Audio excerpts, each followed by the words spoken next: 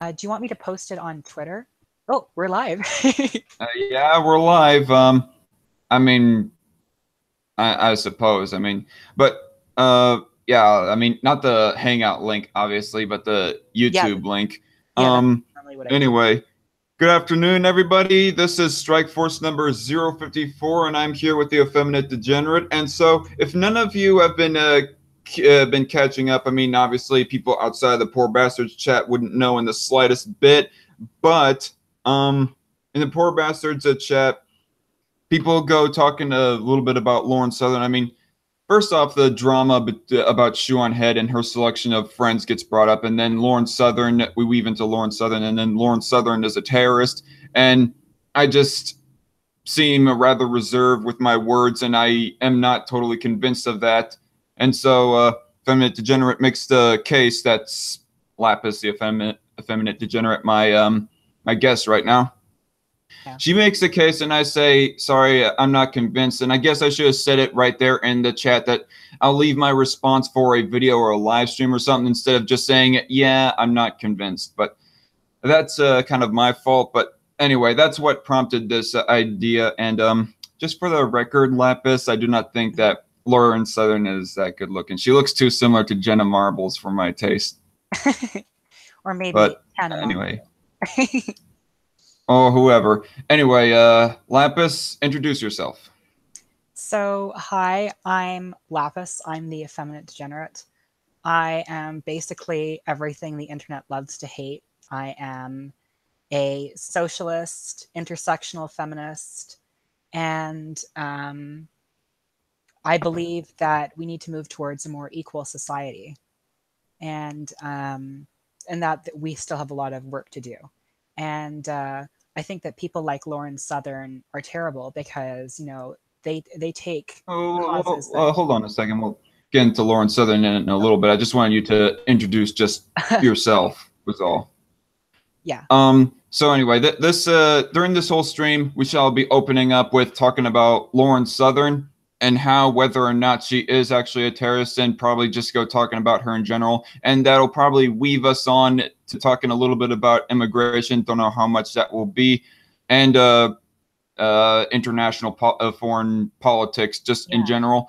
And we shall be. And there was a few questions that I wanted to talk to you, that I wanted to ask you about capitalism, and a few that I wanted to ask you about abortion, because you said some things on your first ever stream with Us Man Speaks that kind of piqued my interest. And so that's how we'll do it. And I want to like keep this down to about 2 hours, so about 4 p.m. we'll try to wrap up this stream. So anyway, Lapis, reiterate everything that you said in the Poor Bastards and why you think that Lauren Southern is a terrorist. Okay, so Lauren Southern. So first, let's go over the definition of what terrorism is under U.S. law. I will begin to screen share right here just so everyone can follow my arguments. Oh, sorry. What's that in the background?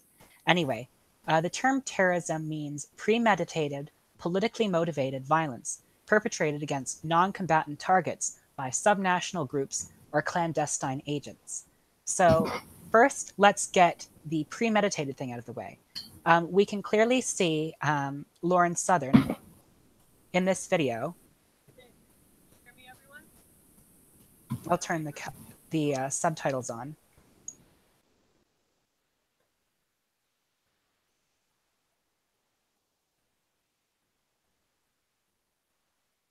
So there you see her opening the flare.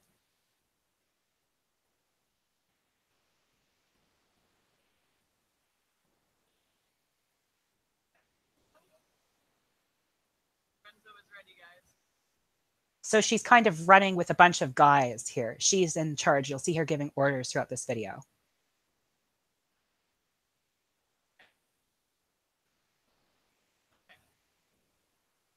Stay tuned, guys.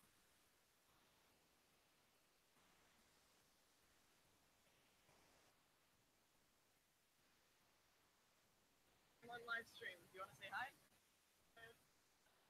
hi? I would prefer to skip ahead of some of this stuff, but German, Italian, French.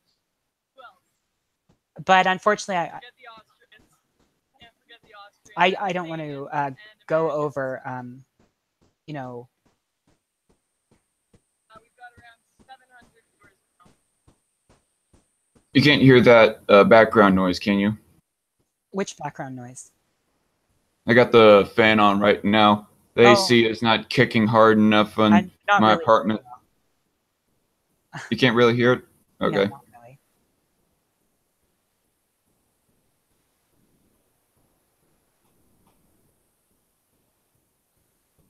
See, the politicians won't stop the boats, then we'll stop the boats.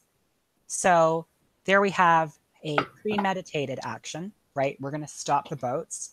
The political motivation is that Lauren Southern is part of a group, or is with a group right here, called Generation Identity. Are you familiar with Generation Identity? Haven't heard of them, but I have been reading a little bit. So right here, this is the symbol that was on the Spartan shield at the Battle of Thermopylae. They're part of a counter. Some people were actually, when I was looking at videos regarding this whole circumstance, somebody thought that it looked like the Overwatch symbol. Yeah. Maybe it's based off of the Spartan Thermopylaean shield. Yeah, that's what it says here on Wikipedia. So even Vanguard says that's the Overwatch logo. Sorry, go on. Yeah, so Generation Identity's whole Easy thing chat, by the is fighting off the immigrants of Europe. They think Europe's white identity is under threat, and they think that only, that direct action needs to be taken to stop refugees from coming into Europe. So here we can clearly see Lauren Southern firing a flare onto the boat. You can see it a bit later in the video too. If you watch the whole thing, which I will link to the chat where this is, the Twitter thing where that's going on. And you can see the flare hitting the boat. And what kind of boat is this? Well, it's a boat from a humanitarian organization, an NGO, which goes out into the Mediterranean and saves refugee boats that have, that are about to fall into the ocean and help save people who are drowning in the Mediterranean, and then brings them back to shore. Lauren Southern is against this because, she doesn't like that Europe is becoming brown. She wants it to stay white. And so she thought that direct action was necessary against it. She later lied and said it was that boat was part of a human trafficking ring, but it's such obvious nonsense, just kind of like Pizzagate levels here. And so we can see the flare hitting this boat, armed by, this boat is being manned by the NGO personnel. This was a guy that was on the boat. And here we have the flare gun. So flare guns actually have been used to fight off piracy. And flare ships actually can sink boats. So when Lauren Southern fired a flare gun, that was an act of, that was an act of violence against non-combatant targets, aka the people manning the boat. Generation Identity is a clandestine agent or a subnational group, and it was politically motivated. They wanted to keep Europe white, and to do so, they were willing to risk the lives of the refugees that could have been saved by that boat and the personnel on that boat. So all in all, I would say that makes a pretty conclusive case for it being an act of terror.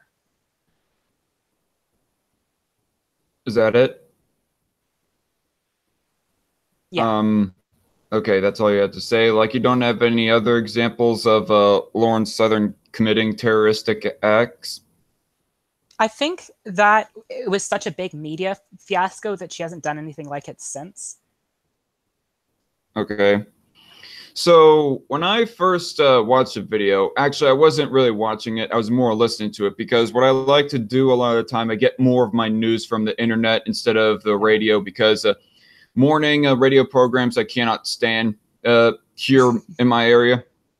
And so I get my news from more of the Daily Wire and S-Man Speaks and so on and so forth, internet sources. And the only way that I can do that is with my phone. And so I'm listening to the video that you shared, not watching it, and I was thinking at first, Lauren Southern being accused of being a terrorist, like, oh man, did she like lit off an explosion or fire some people, try to kill anybody and whatnot?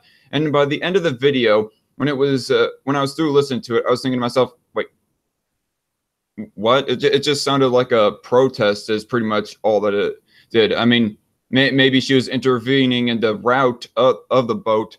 And so when you and S-Man and the rest went doubling down in the Poor Bastards chat on the accusation of her being a terrorist, I was thinking to myself, maybe there's something that I missed. And Yeah. I still hadn't watched the full thing, but at that moment anyways. And then the next day, actually, no, it was that same day, or I cannot remember the timeline exactly, when you went on the Incredible Aspie stream and gone talking about a flare gun, and Aspie was asking, did she actually shoot at the boat, or was she trying to shoot over the boat, or whatnot? And you made the point that she was trying to shoot at the boat, trying to light it on fire, and so on and so forth. But when I watched the full video, that video that you shared, and there's also another footage of her, like, her being captured from afar, like somebody captured the footage from afar, you know? Yeah. And I noticed that she was like 10 or 20 feet away from the boat consistently. And the reason why I am still not convinced even right now is that there was no attempt at arson or property damage or violence, I would say.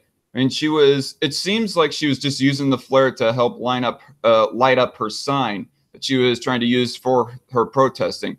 Like, she didn't even get close enough to actually light the boat on fire. If anything, she probably would have been more in risk of lighting her own boat on fire. And plus, you also have to take into account that the outside of the bigger boat would have been wet, so it would have been really hard for it to be caught on fire, unless if she poured gasoline on the boat beforehand. Or if the rocket broke through one of the glass windows on the boat.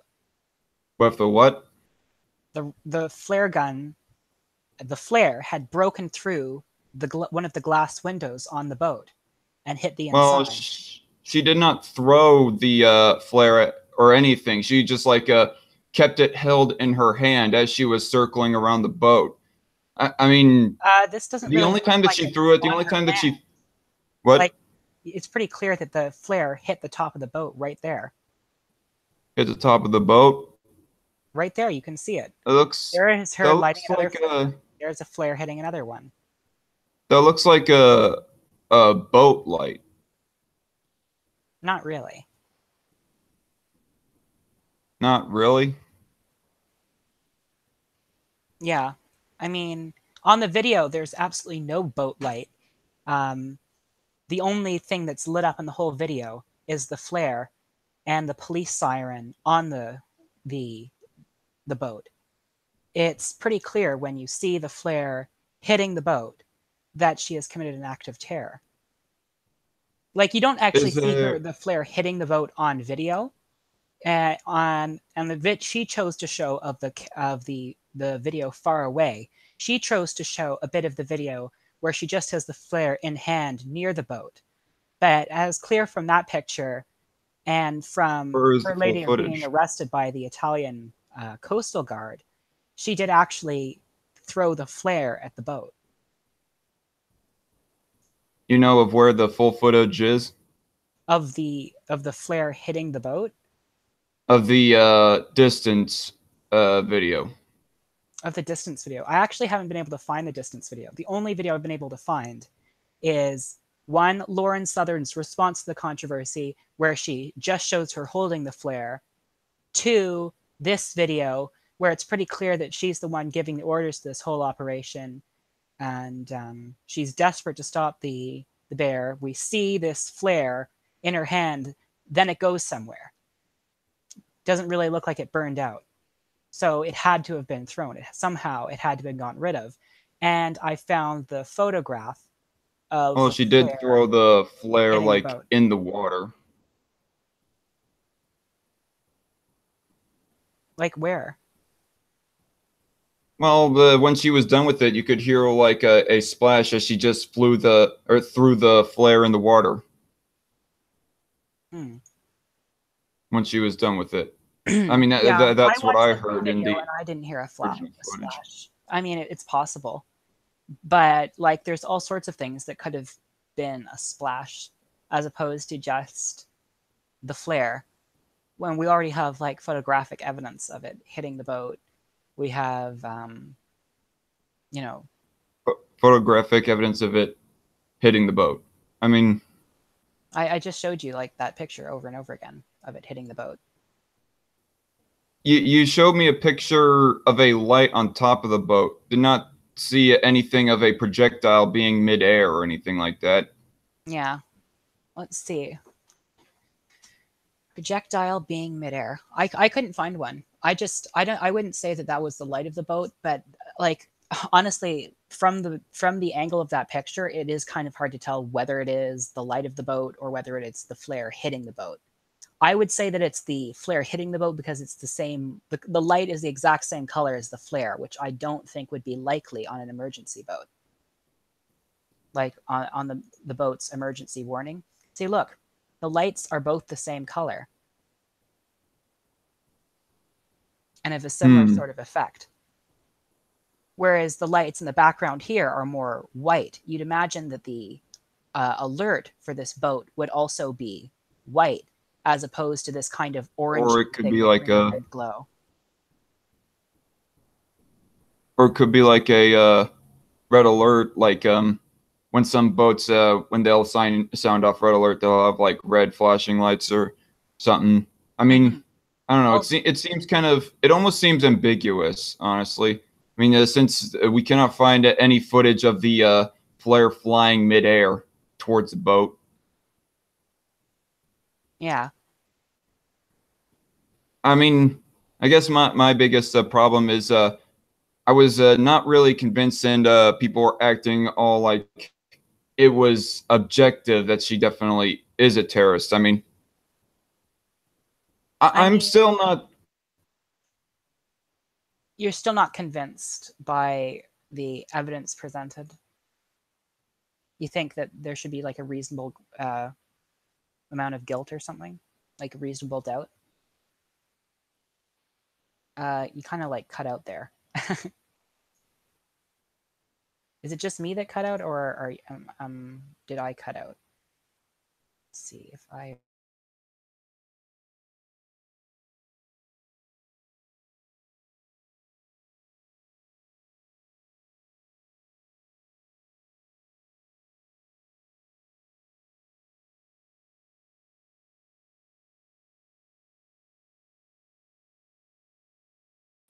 Sorry, the video kind of cut out on my end. I don't know what it is with you. Oh, apparently I'm the only one watching now. I don't know. Sorry for any confusion, everyone. It just kind of seems like Zach's camera had a bit of a crash. I don't really know what's going on, but it is. Connection Okay. went bad Yeah, for a it second did. there. I mean, it's quite odd because I got my my information on my internet account corrected, because originally I had it like for an older address, and when I went up to the text, I thought that maybe it might have been a technical issue with my hub or something. But then the guy went through my account and noticed that I had an older address, and so we thought that that might have been the problem, and we updated my address and so on and so forth. And so yeah. I mean, I guess there's a little bit more issue with my internet than just that I had an old address on there from before I moved to my current apartment. So what were you trying to say while I was disconnected? Yeah. I was just saying that Lauren Southern, like, you seem to think that there's like a reasonable doubt when it comes to Lauren Southern. Well, the thing that I don't get is, I mean, don't get me wrong, I'm not a big fan of Lauren Southern at all. And some of the words that I hear her speak, she seems fairly inarticulate. I mean, I saw a few videos of where that I thought that she was being clever and whatnot, but she seems to be almost as much of a provocateur just for the sake of being a provocateur, in the same light that Milo Yiannopoulos is. Yeah. But I don't get of why so many people go acting like she's objectively a horrible person or something. Yeah. I mean, I'm still kind of reserved on the opinion of her being a terrorist in this instance. I mean, when you point out, you say that it's possible that that light on top of the boat was the projectile of the flare. Yeah. That's what you think. Yes. But at the same time, we haven't seen no video of the projectile leaving the flare and then getting on top of the boat. Yeah. I mean, even if like her intent was to try and shoot the boat, I mean, it seems like a very, very shitty attempt. I mean, unless she was trying to like gas the boat. And there was a question that Incredible Aspie also posed as well. What if she was I don't know. I mean, it all seems rather ambiguous to me. The whole instance was a mess. It was a failed attempt, and we don't have the footage of the projectile leaving the flare. And so, we have one picture of her having the flare, another picture of most likely the flare hitting the boat, because we can quite clearly like watch the video and see that the boat doesn't have a red alert system. Like let's try again. Let's see if maybe the boat does have a red alert, because I watched the video and I didn't see that. But do you want to do that right now, or do you or would you? You can go ahead and play the video, but like fast forward it to when to about After the 10 flare. seconds before the time that she lit the flare. Yeah. Okay, so the flare's done. This is what the boat looks like. Like we see one light there, not any red light from a not any the boat has not put on any sort of red light or red alert. It just has two lights there, just like the lights in the camera.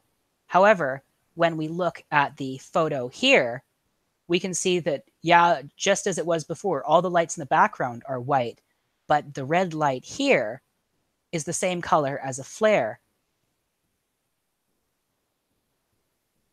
So I think perhaps I should just give you the benefit of the doubt on that. Because like you can watch the video again yourself. It seems pretty conclusive to me that we've looked at the video. We see that, you know, the boat doesn't the boat's alarms and lights don't actually produce red light like the flare would in the photo. So that theory's gone. So what other explanation is there for a huge light that has the same light as the flare that was in her hand to be at the top of the boat, other than that she threw it there? So you think that what the other conclusion?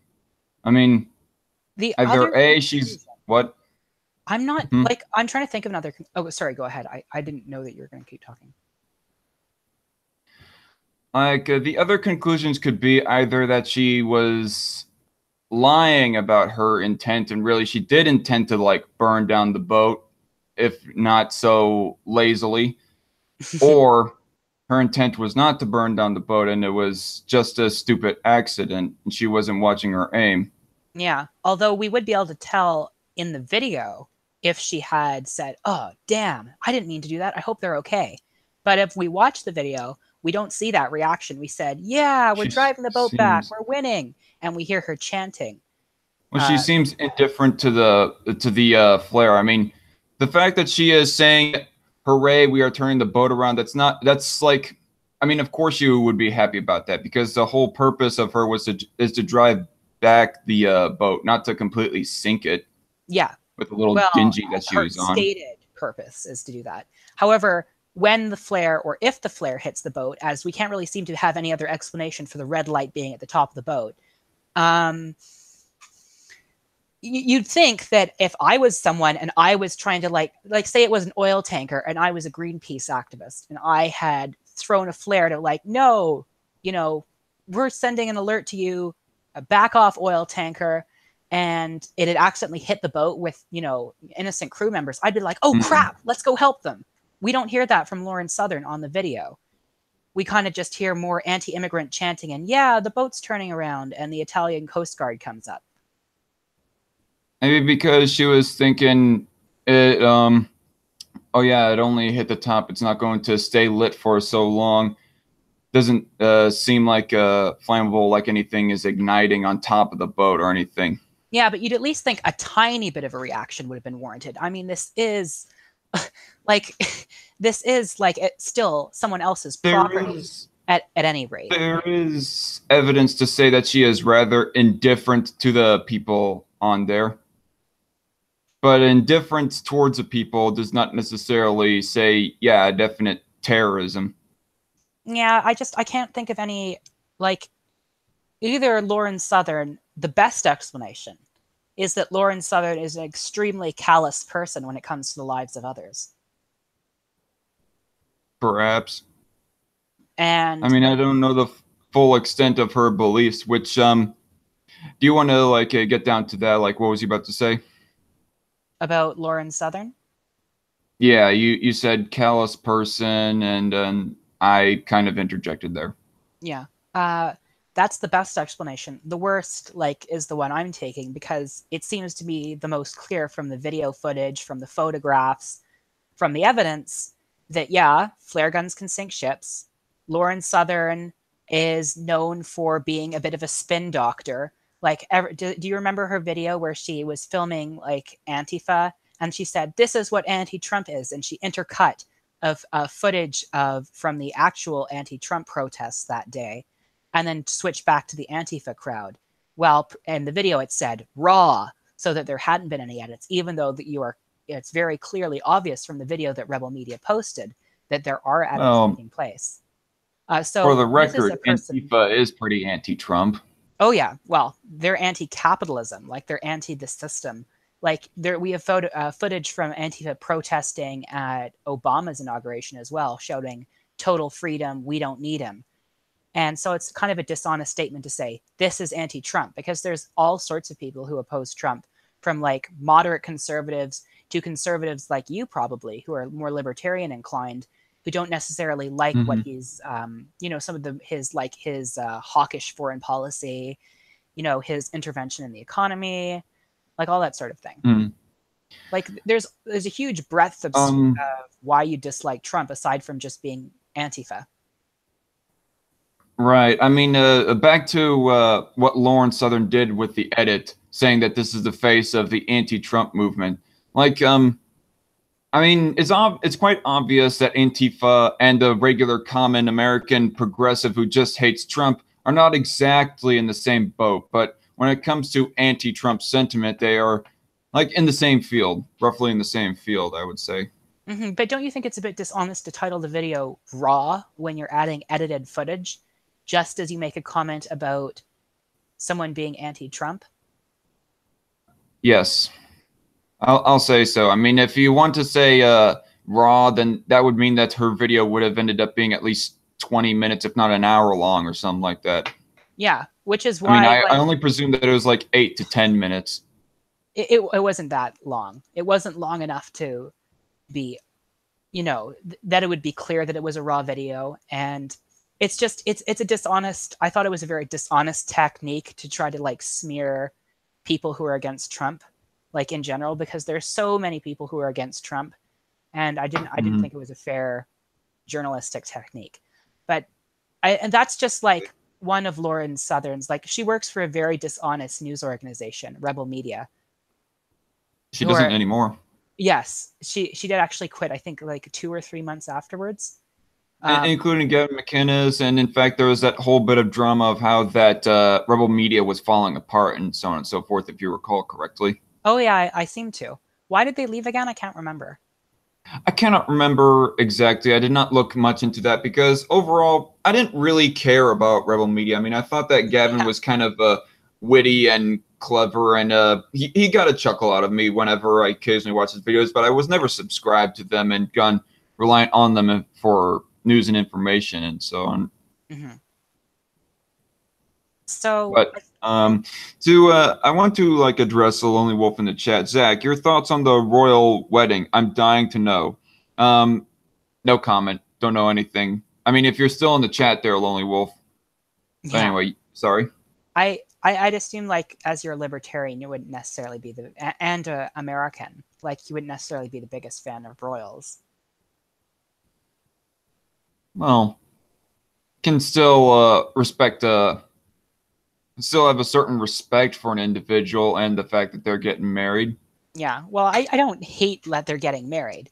I don't agree with the institution of monarchy, though. I think, like, it sends a bad message. It's just kind of like a vestige of feudalism. So was there something more that you want to say about Lauren Southern and your opinions of her? I mean, this the stream is in large part about her. Yeah, I think we've at least established that there is significant, like, there is a large possibility that she is a terrorist.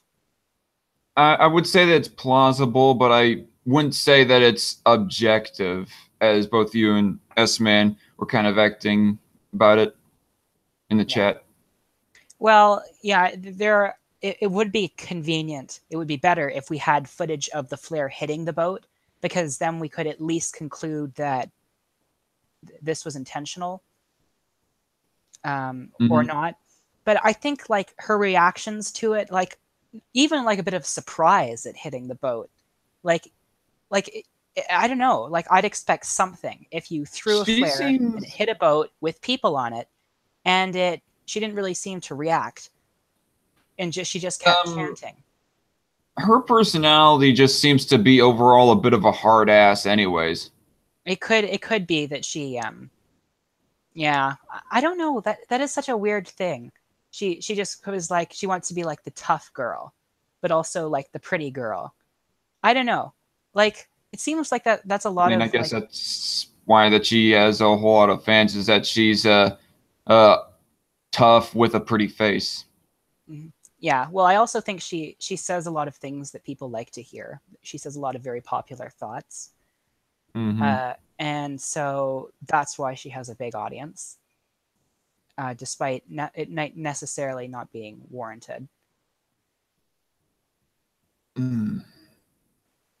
Her beliefs on white nationalism, I guess we'll say something about that. I mean, as far as I'm concerned, I'm not 100% convinced that she is for white nationalism. Like, she is definitely for a nationalism of sorts, but I mean, compare her to Richard Spencer, for example. Well, like, she's definitely better than Richard Spencer. Okay. There's some brownie points from Lapis to Lauren Southern there. But yeah, I mean, Richard Spencer, I mean, if you go watching back, I mean, the most that I've heard of from Richard Spencer is the Sargon debate. And I was like in a stream with Humane Mind where we were all responding to Richard Spencer's points. And the thing about Richard Spencer is that he was definitely like in your face, white pride kind of personality. I mean, when he got posed the question of why is it that this African nation that had like an isolationist policy where they were letting no other people from the outside in, and that country failed? I mean, what do you have to say about that? And it seemed like almost under his breath, Richard Spencer was saying, it's obvious why they failed. It's because they're not white or something like that. Yeah. And well, Richard something Spencer, along those lines. You know, a very racist, very nasty man in general. Yeah, I was kind of, honestly, I was a little bit reserved on the idea of calling him a racist until I had watched that debate with Humane Mind on saying that. I mean, especially when I heard him like insinuate that it's because that these people are black, why they cannot run a country as successfully as we white people, and so on and so forth. And I said, yeah, he's just out and out a racist. He's not just a white nationalist. He's a full-on racist. because Well, I think the white nationalism tends to be like racist. I've never met a non-racist white Mhm. nationalist. I don't like theoretically, you could be quote unquote proud to be white and not have prejudice against all the other people, all Mhm. the other races. But I've never met that. Like genuinely, I've never met someone who that actually was true for. Yeah, and there was some beliefs that Richard Spencer kind of espoused during that debate, where he seemed to be more along the lines for a racial nationalism more than anything. Like he kind of espoused more or less that he thinks that America and Europe should remain white, like there should be white nationalism for them, but he was espousing at the same time black nationalism for Africa. I mean, of course, I disagree with white ethno or I disagree with the idea of ethno states in general, whatever country that it be. I Well, mean, it's just out very of much my against freedom. libertarian principles. Yeah, it's like completely against freedom. And like I don't see how you like it's fundamentally based on the idea of that you can exclude someone from coming to your country on the basis of their race. Like that Mm-hmm. includes a racist policy that has to be implemented in order to get your vision of society. And the whole oh yeah, I'm for a black ethno state too, is just kind of a dishonest technique that the alt-right uses to like make their ideas seem more acceptable. Um, Unfortunately, Right. I think And then, Sargon like extremely messed up in that debate because he was way too smug yeah, and he a just lot of people thought that he wasn't being successful. I mean, all the people who were like, most of the people who were against Richard Spencer thought that Sargon did poorly, but they were all with sticks saying, yeah, he's the straight shooter. He's the one that's really kicking ass in this debate. At the same time, he was being more friendly to Richard Spencer, but he was being more direct to the point of why that white ethno nationalism was a bad idea. yeah. Well, I think Sargon is just a kind of a very arrogant person. Yeah. Um. And I haven't actually seen a debate with him debating anyone else that's actually worked. Like Hmm. I think if you I don't know if you've ever watched his debate with Christy Winters. I did recently. I mean, if I was to like go looking through the debate, I would go thinking, yeah, I think he did good on that point, but I would have to say overall that I thought that he did do poorly. The more and more debates that I watch with um, freaking Sargon, his debate against Ben Dixon, for example. I mean, Mm. those are the three main debates that I watch: the Christie Winners and the Ben Dixon and the Richard Spencer debates. And the more and more that I watch him debate, the more and more I go thinking, yeah, this guy does not have enough wit or Yeah. articulation, live at least. What he does kind of cultivate this personality of him being like a Renaissance man, of like being also civilized and knowledgeable, and he's the one that respects the great classical liberal tradition, English tradition of like Locke and Hmm. like Adam Smith and like oh god, what's his name? Oh, he was oh my goodness. Anyway, I can't remember. It's escaping me right now. I read his book like on liberty. I can't remember his name though. Oh, Hmm. John Stuart Mill.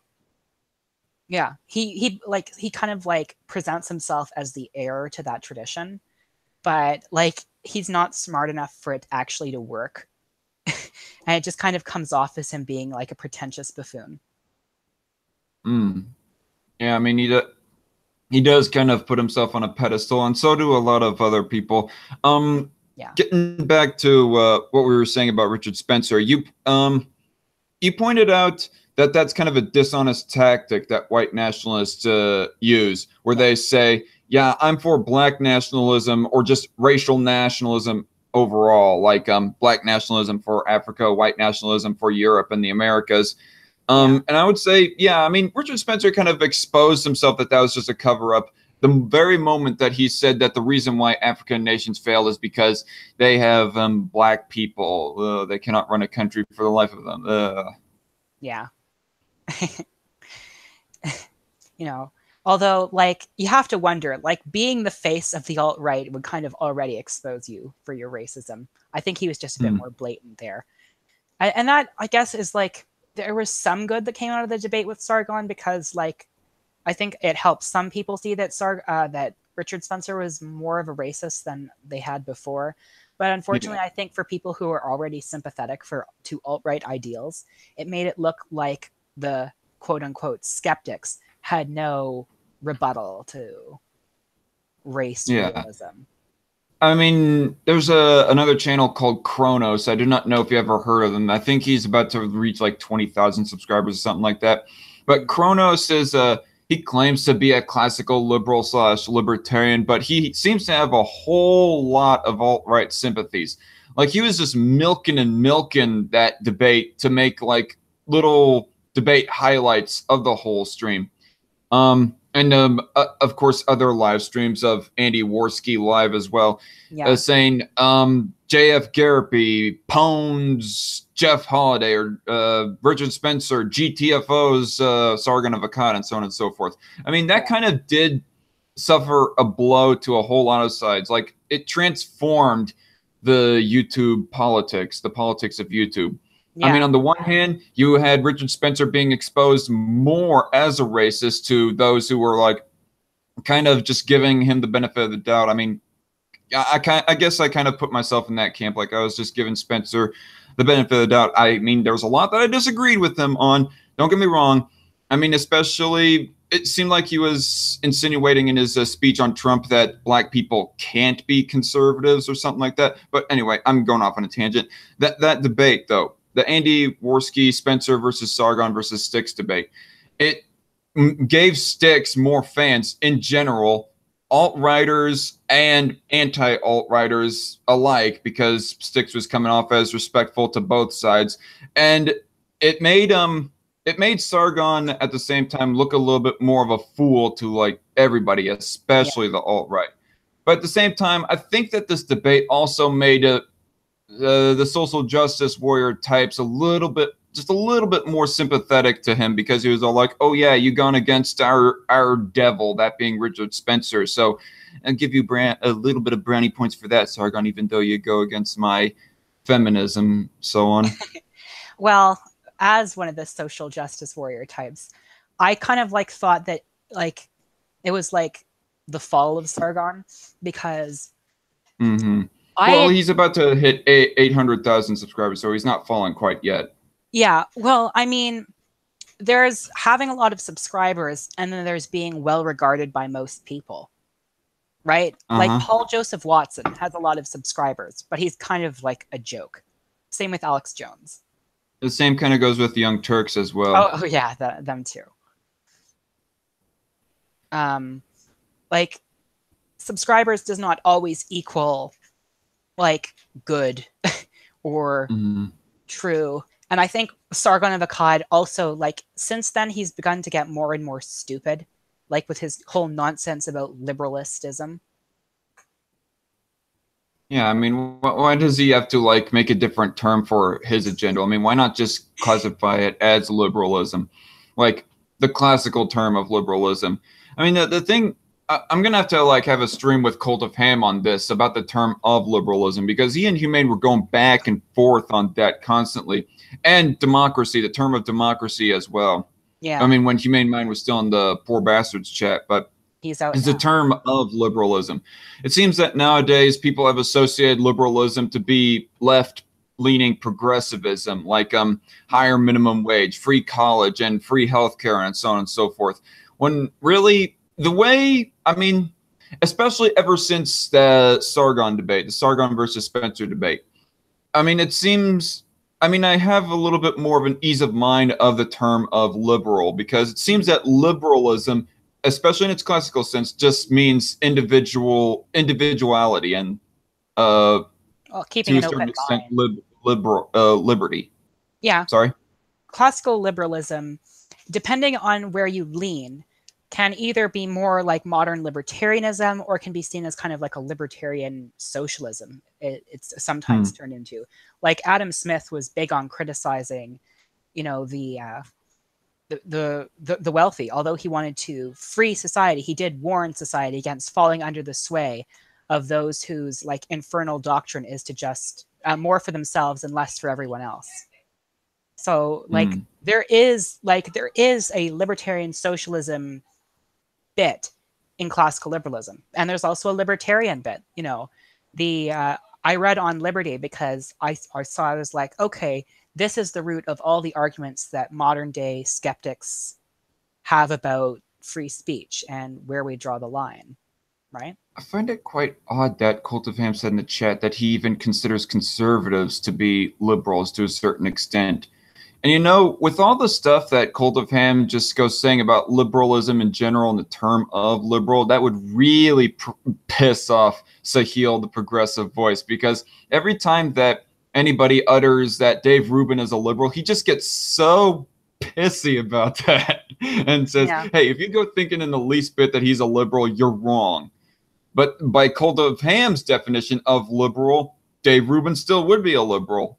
But yet, Cult of Ham, he's a fan of Kyle Kalinski's secular talk, while Progressive Voice is also a big-time fan of secular talk as well, to the point that he makes these repeated videos of secular talk exposes this, destroys that, and so on and so forth. Yeah. Well, you can see a lot of Kyle Kalinski his influence in progressive circles. I'm honestly a bit indifferent. He thinks like government ownership is socialism and that I live in a socialist country, which is pretty funny to me. Well, you did say that Marxist-Leninism is a form of state socialism, so wouldn't that be wouldn't what Kyle Kalinski is defining be like a state socialism? Yeah, I suppose you could. Like, he's for a bigger role of the state.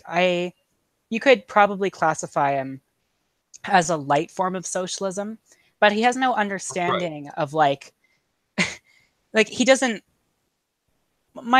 his whole politics is like less centered around working people and more centered around how much he hates corporate Democrats and the establishment, and how much he would end up disagreeing with you on that, but go on. You mean Cult of Ham or like Kyle Kalinski? Well, both of them would probably disagree with you on how you're saying that his mantra is more associated with being against corporate Democrats than it is of being for the working people. Well, like, I suppose like he is for the working people. I agree with him on. Like, I'm glad that he's for the minimum wage. Like, I'm glad that he's for universal health care. Like, I'm glad he's for the basics of social democracy. But at the same time, like, I understand why. Like, he lives in a country that is very, very conservative, and to have like these positions must seem to him to be like very radical. But to people who are like far left, he does like come across as a bit silly sometimes when he thinks that, you know, Canada is a socialist country, Denmark is a socialist country, things like that. Before we get too diverted into the conversation about economics, is there something more about Lauren Southern you want to mention? Oh, Lauren Southern. Well, the reason I like there are reasons why I see her as racist. Like, you see this Great Replacement thing. We see Europe completely covered by black people and only a few white people left, right? So the argument that Lauren is making here is that she seems to be, the argument she makes in the video is less racially toned, but from the thumbnail, what she is trying to do is playing on like white people who have anxieties of being overrun by Africa. So, and being run by immigrants. So she does this scaremongering tactic of portraying it as only two races, whereas in actuality, Europe would probably look a lot more brown and like with still a bunch of white people there than black, you know, evil black menace covering all of Europe. That's like a dog whistle for a more rabidly racist audience. So you say that the video itself is a little bit less racially centered, whereas the thumbnail does seem more racially centered and fear-mongering to those alt-right types. Yeah, she's on the video, she makes an argument more about culture, which, you know, I don't necessarily agree that like immigrants are destroying Western culture or anything, or even that. But it's a little bit less of an alienating topic to you, would you say? Well, I mean, I'd say that it's less overtly racist than how the thumbnail presents it as like the black horde is going to sweep over Europe and replace all the whites. The whites. Got to get that Jared Taylor pronunciation in. The whites. Don't you like how he keeps his voice very soft and low as an attempt to seem like very calm and reasonable? And this is why I think Yeah. the whites. The whites. That's the comment that I left in S-Man Speaks as a response to him on that. He just was coming off as so disgustingly pretentious that it just made me almost want to slap him across the face. But even though that his voice, he was trying to make his voice come off as intellectual and calmly. At the same time, he was saying, I want to live in a white country. I want to have white grandchildren and white this, white that, and white yada, yada, yada. While at the same time, his words are coming off calmly, or his voice was coming off calmly. His words were coming off as a little bit childishly bratty, I would say. Yeah. I want this, I want that. Yeah, like what right of you to like demand? Like imagine if I was like, I want a progressive country. I want everyone to think like me. This is what I want right now. Like that's not how reality works. You have to live with people who disagree with you and don't look like you and maybe think differently from you and speak differently from you. And you have to be tolerant of their opinions. And like, the ultimatum of things, yeah, I mean, you cannot act all childish about how you do want people of similar mind to be a majority in the country, or even just the entirety of the country. But overall, I think it's only natural for a person of one certain belief to want to have a country that has a majority of that same or similar beliefs like that. Yeah, well, I mean, it's nice to know that that people can relate to what you're saying, right? Like I mean, for that reason, I wouldn't really want to live in like Alabama. But at the same time, I still believe that you have to be tolerant towards other opinions and not demand that everyone think alike and, immediately agree with what you say. And I believe you have to have conversations with people you disagree with, That's just my personal take. And I especially don't believe that you have any right to exclude someone from your nation just because you want a white country or you want a black country or you want an Arab country or you want a Japanese country. Like, that's not... Yeah, well, where the heck am I going to get that black badonk ass then? Yeah, it's not fair for you. That's me being a little bit lewd, but still. Yes, well, it is your street. You have every right to be hewed.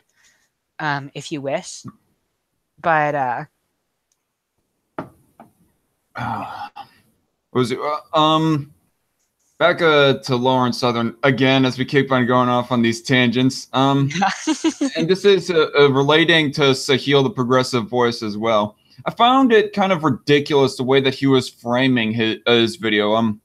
Here's just one video called "Lauren Southern goes against libertarians for being principled and not being for white nationalist protectionism."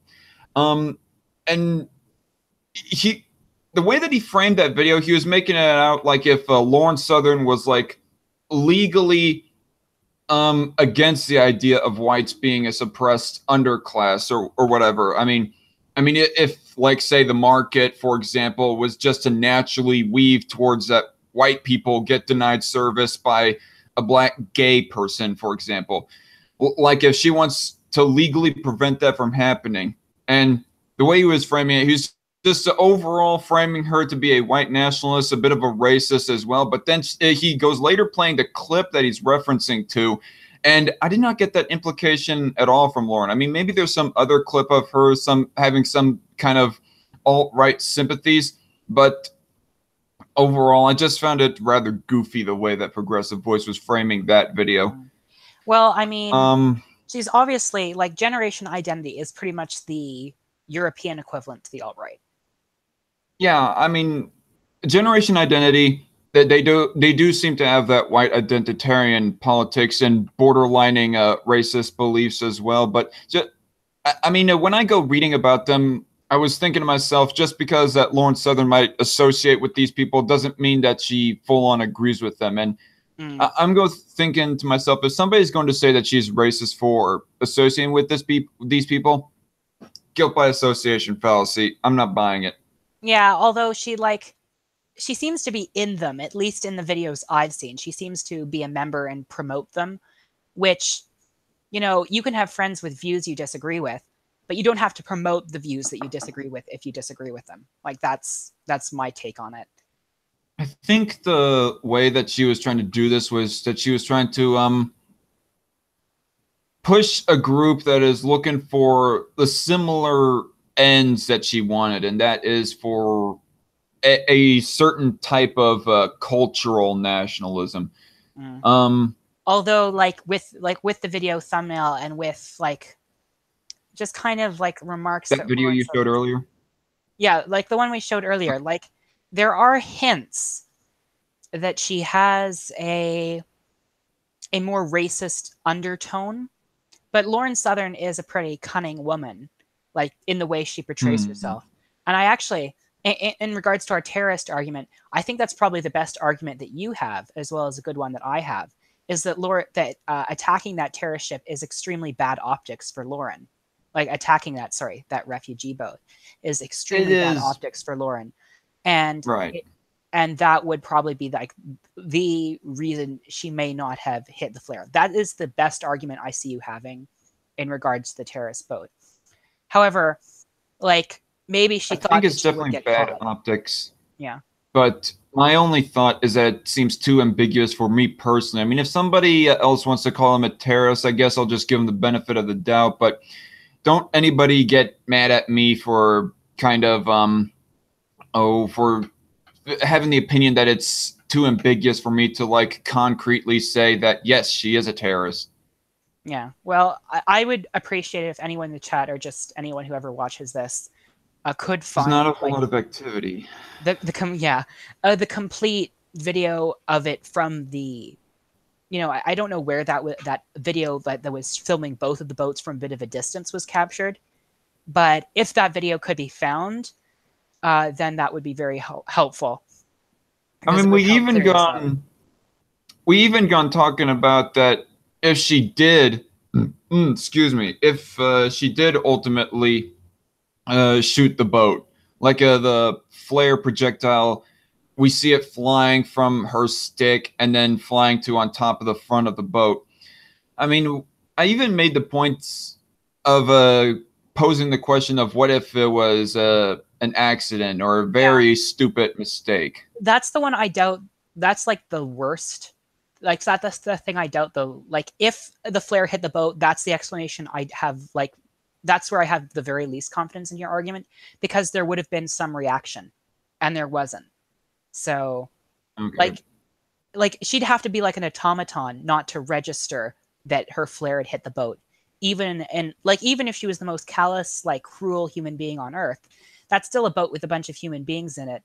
Like, you'd think that she'd at least be like, oh, like, like flinch or something, but we don't see any of that in the video. Well, we cannot hardly see her flinching or her reactions and whatnot, because you have the sparkling sound of the flare going on, plus everything was bright. She was like looking at the way that she was recording. It was like the outside of the boat that she was recording, and the shining light, and the bigger boat that she was recording. She wasn't like recording her face after she had like halfway through the video.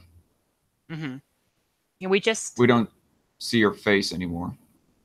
Yeah. I mean, there is no solid way of telling of what kind of reaction that she might have had. But the words, I mean, you do have a point about the words. Like, you think that she would have been all like, oh my gosh, or I hope that doesn't light anything up or whatever. Yeah. That doesn't. Like, like just a stammer, just anything, but we didn't get anything. And that is my biggest doubt towards your theory that if the flare hit the boat, then it was an accident. That's why I think that possibility is extremely unlikely. If the flare hit the boat, there would have been a reaction, and that reaction should have been recorded. So if we have a video of the flare hitting the boat, then I think it was intentional. Okay. But we don't have that video, so there is a bit more. Your position is a bit better for it, I'll say. All right. I mean, just for the record, I don't care for Lauren Southern. Is my overall position, and so that was why that I was going in with the earlier mentioned progressive voice video that I talked about with Lauren Southern. Why I was going in with an open mind, but ultimately, when he got playing the clip of Lauren Southern when she was speaking, why I was ultimately not really convinced of the narrative that Sahil was trying to sell with Southern. Is that his name, Sahil? Yeah, Sahil Habibi. Where does he live? I cannot say Habibi. Try saying that name with a straight face. It's so goofy. Sahil. Sahil Habib. You can't even say it without cracking up. This is hysterical. Why Habibi? Like Habib.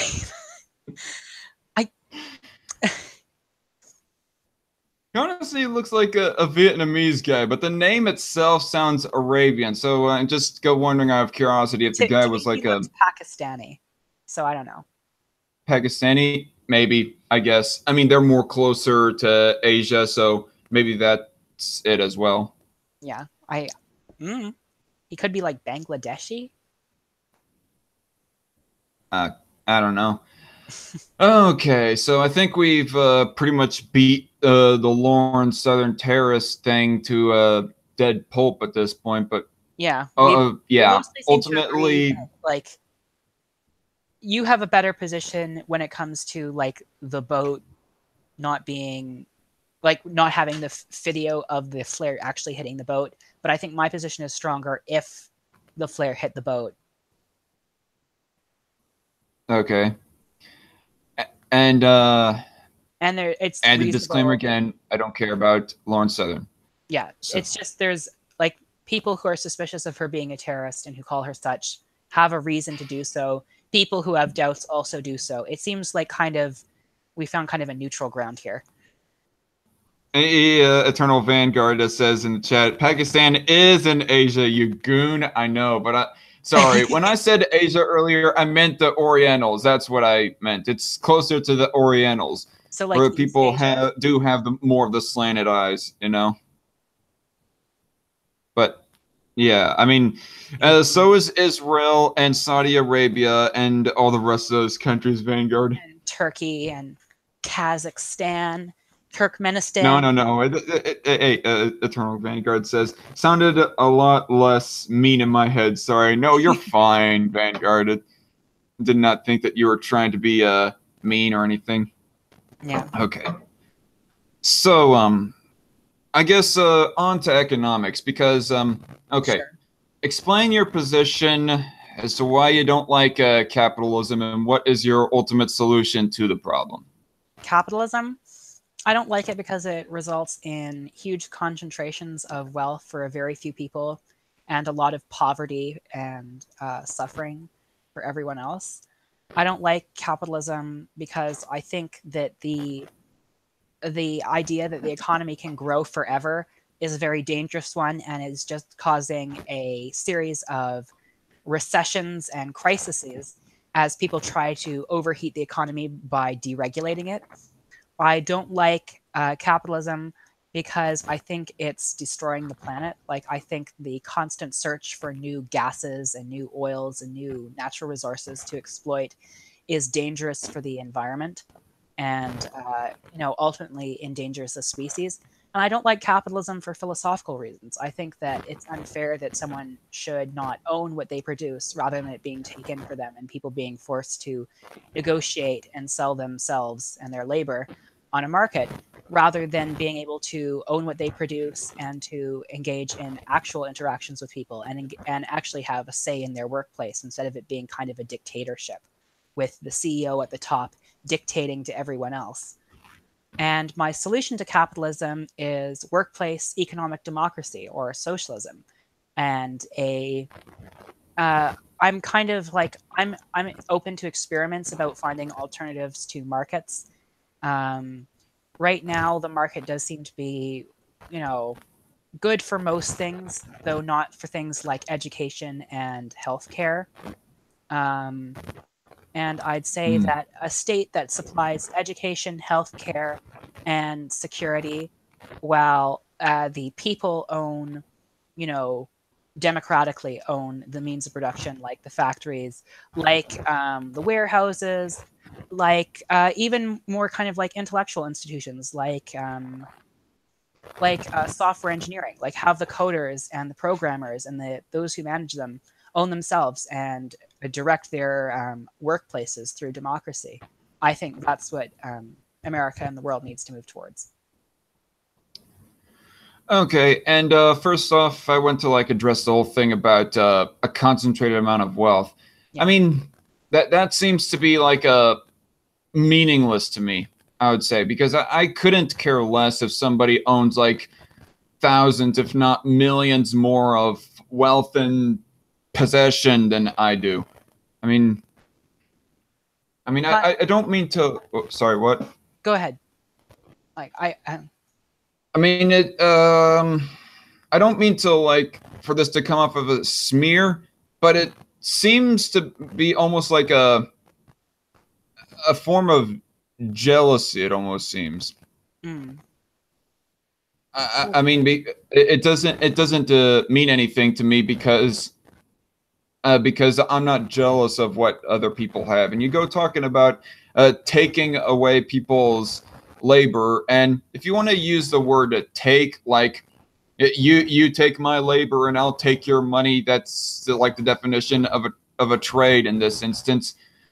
But at least you're not like using the term of stolen labor, because that's the thing that kind of annoys me about Owen McDonald, is that he keeps on insisting on the idea of stolen labor and how, for example, my labor or Colt of Ham's labor is being stolen by our bosses, when both me and him emphasize that us consenting to trade our labor for this wage. I mean, even if the wage is not an ultimate wage that we want to, we can still like keep on searching for a job, or we can like hold our nose and tolerate the wage. But the fact that I consent to trade my wage, the fact that there is consent in there means that it is not a stolen labor. I mean, if somebody was to like hold a gun to my head or hold me by the chain, slavery, in other words, unless there's that instance, then I don't think that it is stolen.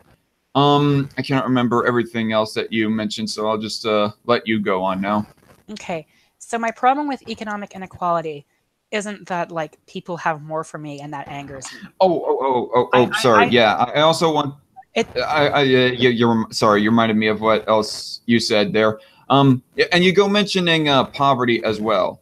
I mean, I don't think. Yeah, like I said, people being richer is not an issue of itself. But when you go talking about poverty and so on and so forth, I think that there ultimately can be a society where we have like as little people as possible, if not no people, that like are in extreme amounts of poverty where they're literally starving and so forth, because there's always going to be like economic inequality. That's the thing about capitalism. It's supposed to be like equal equal market play, but there isn't going to be equal outcomes of that competition, of that market play, so on and so forth. But if you want to go talking about solutions of how to attack poverty itself, whilst not talking about this guy has more than me or more than us, then I say let's open up on that conversation. But I don't think that means that we have to like drag the rich person all the way down, because if you want to go like talking about taxes, then that, I mean, people make the case all the time that taxation is theft, which I don't completely agree with that talking point, but I can understand it certainly. But I think as long as you do not take an over excessive amount, that it is all right. So, sorry, to tax go the on. wealthy more than the poor. Um, at a higher rate. I mean, sorry, what was your question again? So you believe that it's okay to tax the rich at a higher rate than the poor?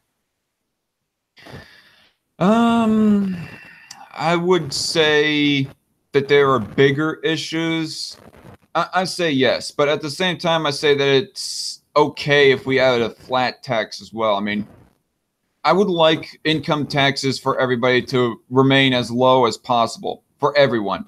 But if the ultimate end of the things is like, say, for example, you have like rich people paying 27%, middle class people paying something like 15 or 18%, but then you have everybody at the bottom paying 5 to 0% of their income taxes, then I would say that I am okay with that. Okay. So what I want to go over is why Vanguard says you're talking about equality of opportunity. Yeah, that was what I was trying to nail at, Vanguard. Thank you. Yeah. Well, first of all, I will address equality of opportunity. I think equality of opportunity under capitalism is a bit of a myth. The rich people can send their children to private schools. They can afford to send them to universities. They can afford to hire private tutors and all sorts of specialists to make sure that their children never has to worry about failing. Their children get to inherit like all their parents' wealth, you know, potentially all the parents' shares in their companies. That person gets a huge head start. But you know, what about a working class person who grew up in Chicago? Like, they have to deal with a shit public school. They have to, you know, they won't necessarily even have enough money to pay to go to college in America. And so they'll be stuck in a, you know, a minimum wage job working out the rest of their life. Now, is the person who inherited all their father's wealth, was there really an equal opportunity between that person and the person living in Chicago? Under capitalism, there isn't equality of opportunity. Secondly, I want to address your point about income inequality.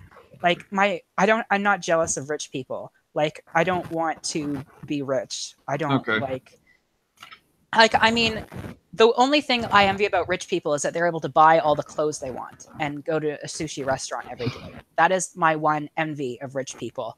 I want to be. I want to have enough. Your main favorite food is Yes, sushi? it is. That's like the two things I want to be able to do: buy any dress I see and go to any sushi restaurant I want. But aside from that, I do not envy rich people. My objection to rich people is the following: income inequality stifles growth. It increases crime. It decreases health, and it increases political inequality, and it decreases education. And this is a pretty well-established fact.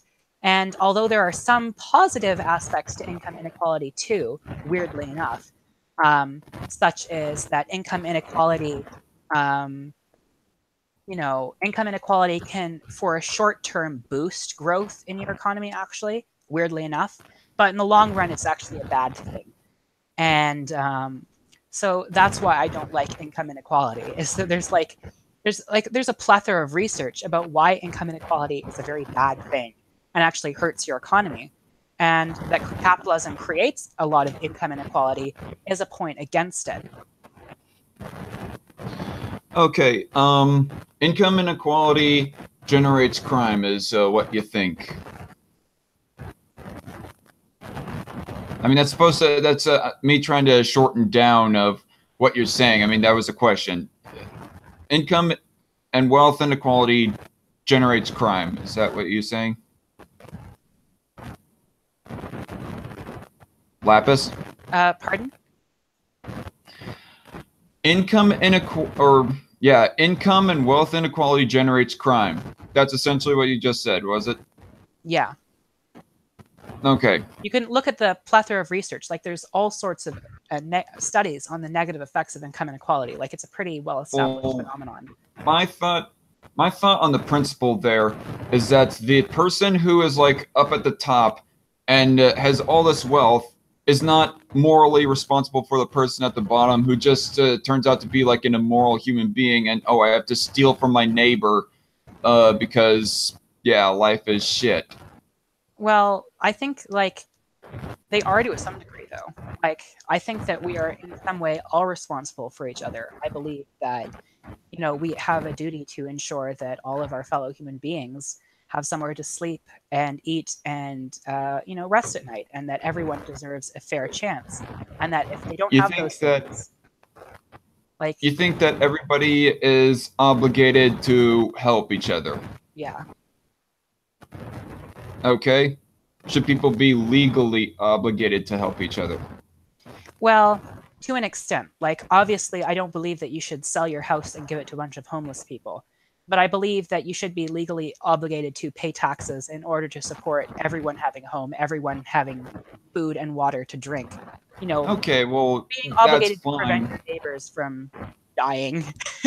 I mean, I'm not an anarcho-capitalist. I believe in a certain tax system so that we can like fund a military so that everybody's rights and liberties are protected from the foreign warlord that wants to conquer everybody, for example. Yeah. And by that extension, if we're going to have that kind of a tax system for the military aspect, then for consistency, why not have a little bit of a tax system that provides welfare and so forth? But that's not what the point that I was really trying to make. I mean, I don't think that, say that somebody at the top was taxed, and his tax money was used to fund welfare, so that the people at the bottom can like make by. But at the end of the day, the person at the top is still rich, and those people, they do not have the same luxuries to make themselves happy and so on and so forth. Well, I'm obviously not saying everyone receiving the same result. Like, it's each according to their ability, to each according to their needs. From each according to their ability to each according to their needs is what I believe in. Like, I believe that people who have... So you think that a doctor should earn and own more than a waiter, for example? Yeah, because a doctor has to go through tons and tons of schooling and research, whereas a waiter, like obviously there's technical skills involved, but it's less demanding work, and the work. You seem certainly more reasonable than Owen, just for the record. Well, I'm not angry at you for holding different positions than me. Although I wish the people in your comment section wouldn't call me a communist. Yeah, I mean, let me read that one guy's comment, this Stephanie person. Oh, geez, so instead of basically the same chance you want the government to take everything away from everyone, these commies always want to take away things from the rich because they can't have them. For the record, Stephanie Ann and anyone else who is watching, she is not, Lapis, my guest here, is not a Marxist-Leninist who believes in just violently overthrowing everybody richer in order to try and attain the perfect socialist society. Yeah, that's like, it was such a straw man of what I said. Like, I didn't even say anything about like taking everything from rich people. All I said was give people, the necessities of life, and have working people own the economy. And I want a transition towards that. I don't want to like kill all the rich people, like eat the rich. I don't think they taste very good anyway. Like in like San Francisco, rich people are drinking unfiltered water. Like, what is up with that? You're literally trying to kill yourself. They drink it in like these specialty glasses. It's so weird. Okay, I can't. What I always want to write down there. It seems like that overall you're just for a bit of a big welfare state, kind of the same way that Bernie and Kyle Kulinski are, more than anything. The difference between me is that I also believe in workplace democracy, economic democracy, and a transfer of ownership from the current means of corporations owning things to organizing society along democratic lines of people in their workplaces democratically being able to decide, what they want to do with their work and being able to decide what their workplace does, as opposed to like some big rich guy in New York City being able to say, you know what, I want to downsize this company and move it to China. I want the workers to be able to make that decision. Okay, and so I kind of want to transition from democracy workplace to this question I have for you. Because the very first stream that I saw you on S-Man Speaks, and I asked this question like 3 times and did not get an answer that I liked, honestly. Because the first, okay, I was trying to ask, so you said in that stream that you would like it if unions bought the businesses from the business owners. And so I was trying to ask you, what if the business owner, say, is not financially struggling? What if he isn't having to claim bankruptcy? What if he's not in debt? What if in the long run, say the next 10, 20, 30, 40, maybe even the next couple of generations, he and his family are able to keep that business and they don't want to sell it because they like running their business and so on and so forth. The first time I tried to ask you this question, I did not get an answer, and instead Teglin answered the question for me, and kind of a little bit of a malicious answer, I would say. He was all like, then in that case, we'll overthrow them. And the second time that I asked the question, S-Man kind of went off on a tangent and diverted away from that question. I did not get an answer from anyone at all the second go around. And the third time, you tried to answer, but you did not exactly give me the straightest answer. But say if if a rich person or a rich family does not want to sell their business to the union, what would you do then? What would be the solution then? It depends on how they're running the business, right? I mean, yeah, if they're running the business to the point where that they run it into the ground and they're not able to financially keep it up, then I would say that if they're claiming bankruptcy, then they would be forced to have no choice but to sell it to someone else. Like, I'm against bailouts towards businesses and so on and so forth, which that kind of goes back to the whole equal opportunity question.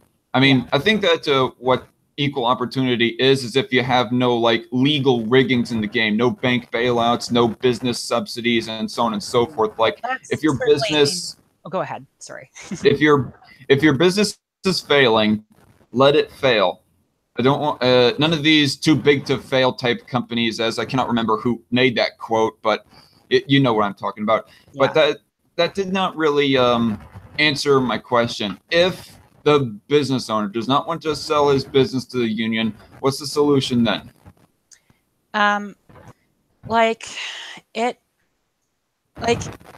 If they're doing a good job and their workers are happy, then obviously it's not ideal. Obviously I want pretty much the whole economy to be run by democratic means. But if the workers don't want to buy it out from them and they are not doing a terrible job, no, it's not. It's not a matter of what they want. I mean, the original owner of the business is the business owner. I'm asking, what if the business owner doesn't want to sell the business, but the workers or the union, more specifically, because not every single worker within a company is going to be part of a union or even agree with the union. But what if the union wants to buy out the business from the business owner, but the business owner is all like, nope? Well, if it depends on the union. It would be up to the union what to do then. They could try to pressure the business owner to sell it to them by striking, and the business owner would be like, okay, I can't actually work with this. Obviously, my option is either, okay, I guess I'll have to sell, cut my losses while I can. Or, the union could say, well, I guess he's not going to sell. We'll just have to wait until it passes to someone who is going to sell. And that's not ideal, but, Okay, so you say strike, and you say either strike or wait. What I'm hearing here is you're not advocating for violently overthrowing that business owner. Well, no. Okay, that totally eases my mind. And your favorite black fash is here. I use that facetiously, by the way, Voltaire. But your favorite black fash is here. Oh God, she doesn't care what the business creator who took all the risk wants. Okay, Ultimately, it leads Stephanie, and I would implore that you please be nice to my guests. Be a little bit more Let's fair. complicate their business they worked hard to create. She says nothing. She doesn't want others to have it. Like, I literally want the workers to have it. Like, I don't want it. What do you... Stephanie is so ridiculous. She says these, like, absurd things that have nothing to do with what I say, and then says that's what I'm saying. And Frederick Voltaire Bastiat, goodbye. I have no interest in seeing what he has to say. No live streams or anything like that. Well, you can talk about him if you want, but like, I mean, he kind of wants to take away my rights. So, well, I mean, if there is something more that I'm missing about his stances on LGBT rights, well, then I'd like that to be exposed to me. But during my interview, at least, well, right? He wants to have an aristocracy. Where okay, well, you were talking about LGBT rights. I was talking about his stance on women when I said he wants to take away my rights to vote. Okay, never mind. Office. I gotcha. I mean, hopefully Voltaire will change his beliefs regarding that, because I did say that he should, like, kind of change his beliefs. I mean, I disagree with the whole idea of an aristocracy and his views on how our voting system should be set up, where only property owners vote. But ultimately, I think that if he was to change his beliefs from women don't get to vote at all to women can vote if they own property, just like if a man owns property or if they are part of the aristocracy, then we can move on the conversation from being about sexism to being about voting structures. Yeah. Because the subject would be a little bit less alienating. I still disagree with him, but yeah. And obviously, I disagree with him too, but I think the conversation would get more civil if he changed his beliefs like that. Well, the other problem with Voltaire is that, like, that's not only, like, I try to be very tolerant of other people's opinions. If they disagree with me, I'm like, sure, let's have a chat. That's just the kind of person I am. But, like, Voltaire is, like, endorses Franco and Pinochet. Like, even if he says they're immoral, like, I think, like, an adulterous husband is immoral, not, like, a dictator. A dictator is bad, like, just flat out.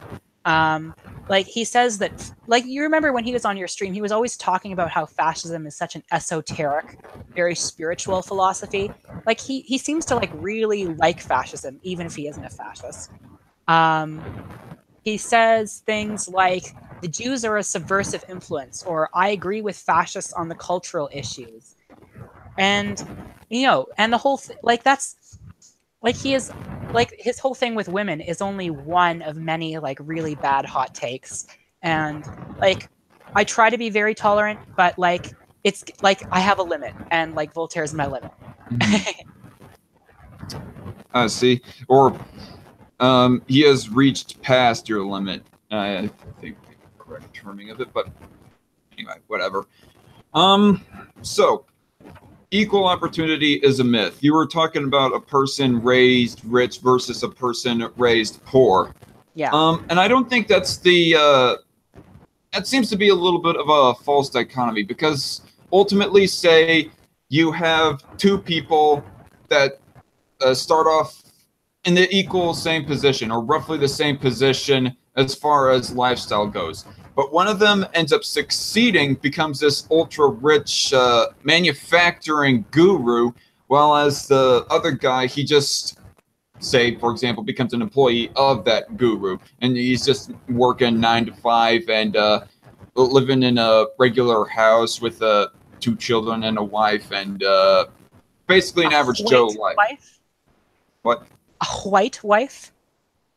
What? Did I say white wife? No, I'm just thinking, does he have a white wife?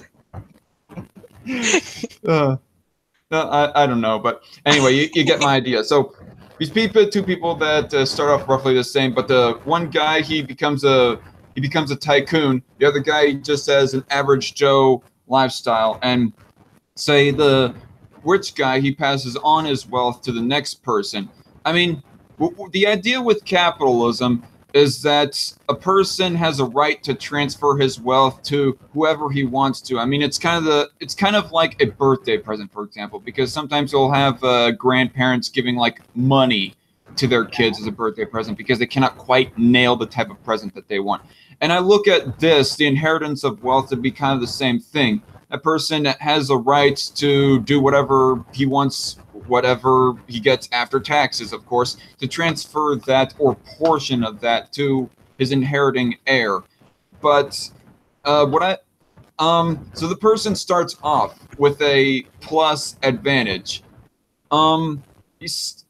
As long as he does not have the government working with him to help boost him up and keeping him afloat, as long as he's still able to fall, like screw up the company, screw up his father's legacy and so forth, then that's our view on equal opportunity, us capitalists anyways. Yeah, so fine, you know, the rich can, if you believe like the rich can give their children all these benefits and it's just like, you know, kind of like a gift from a grandparent, that's okay. You can believe that. Just don't pretend it's equality of opportunity, because it's not. Like, there's nothing equal about one grandparent giving their child a $10 and the other grandparent giving their child a ranch. Like, that's not equal. That's like very much unequal, you know.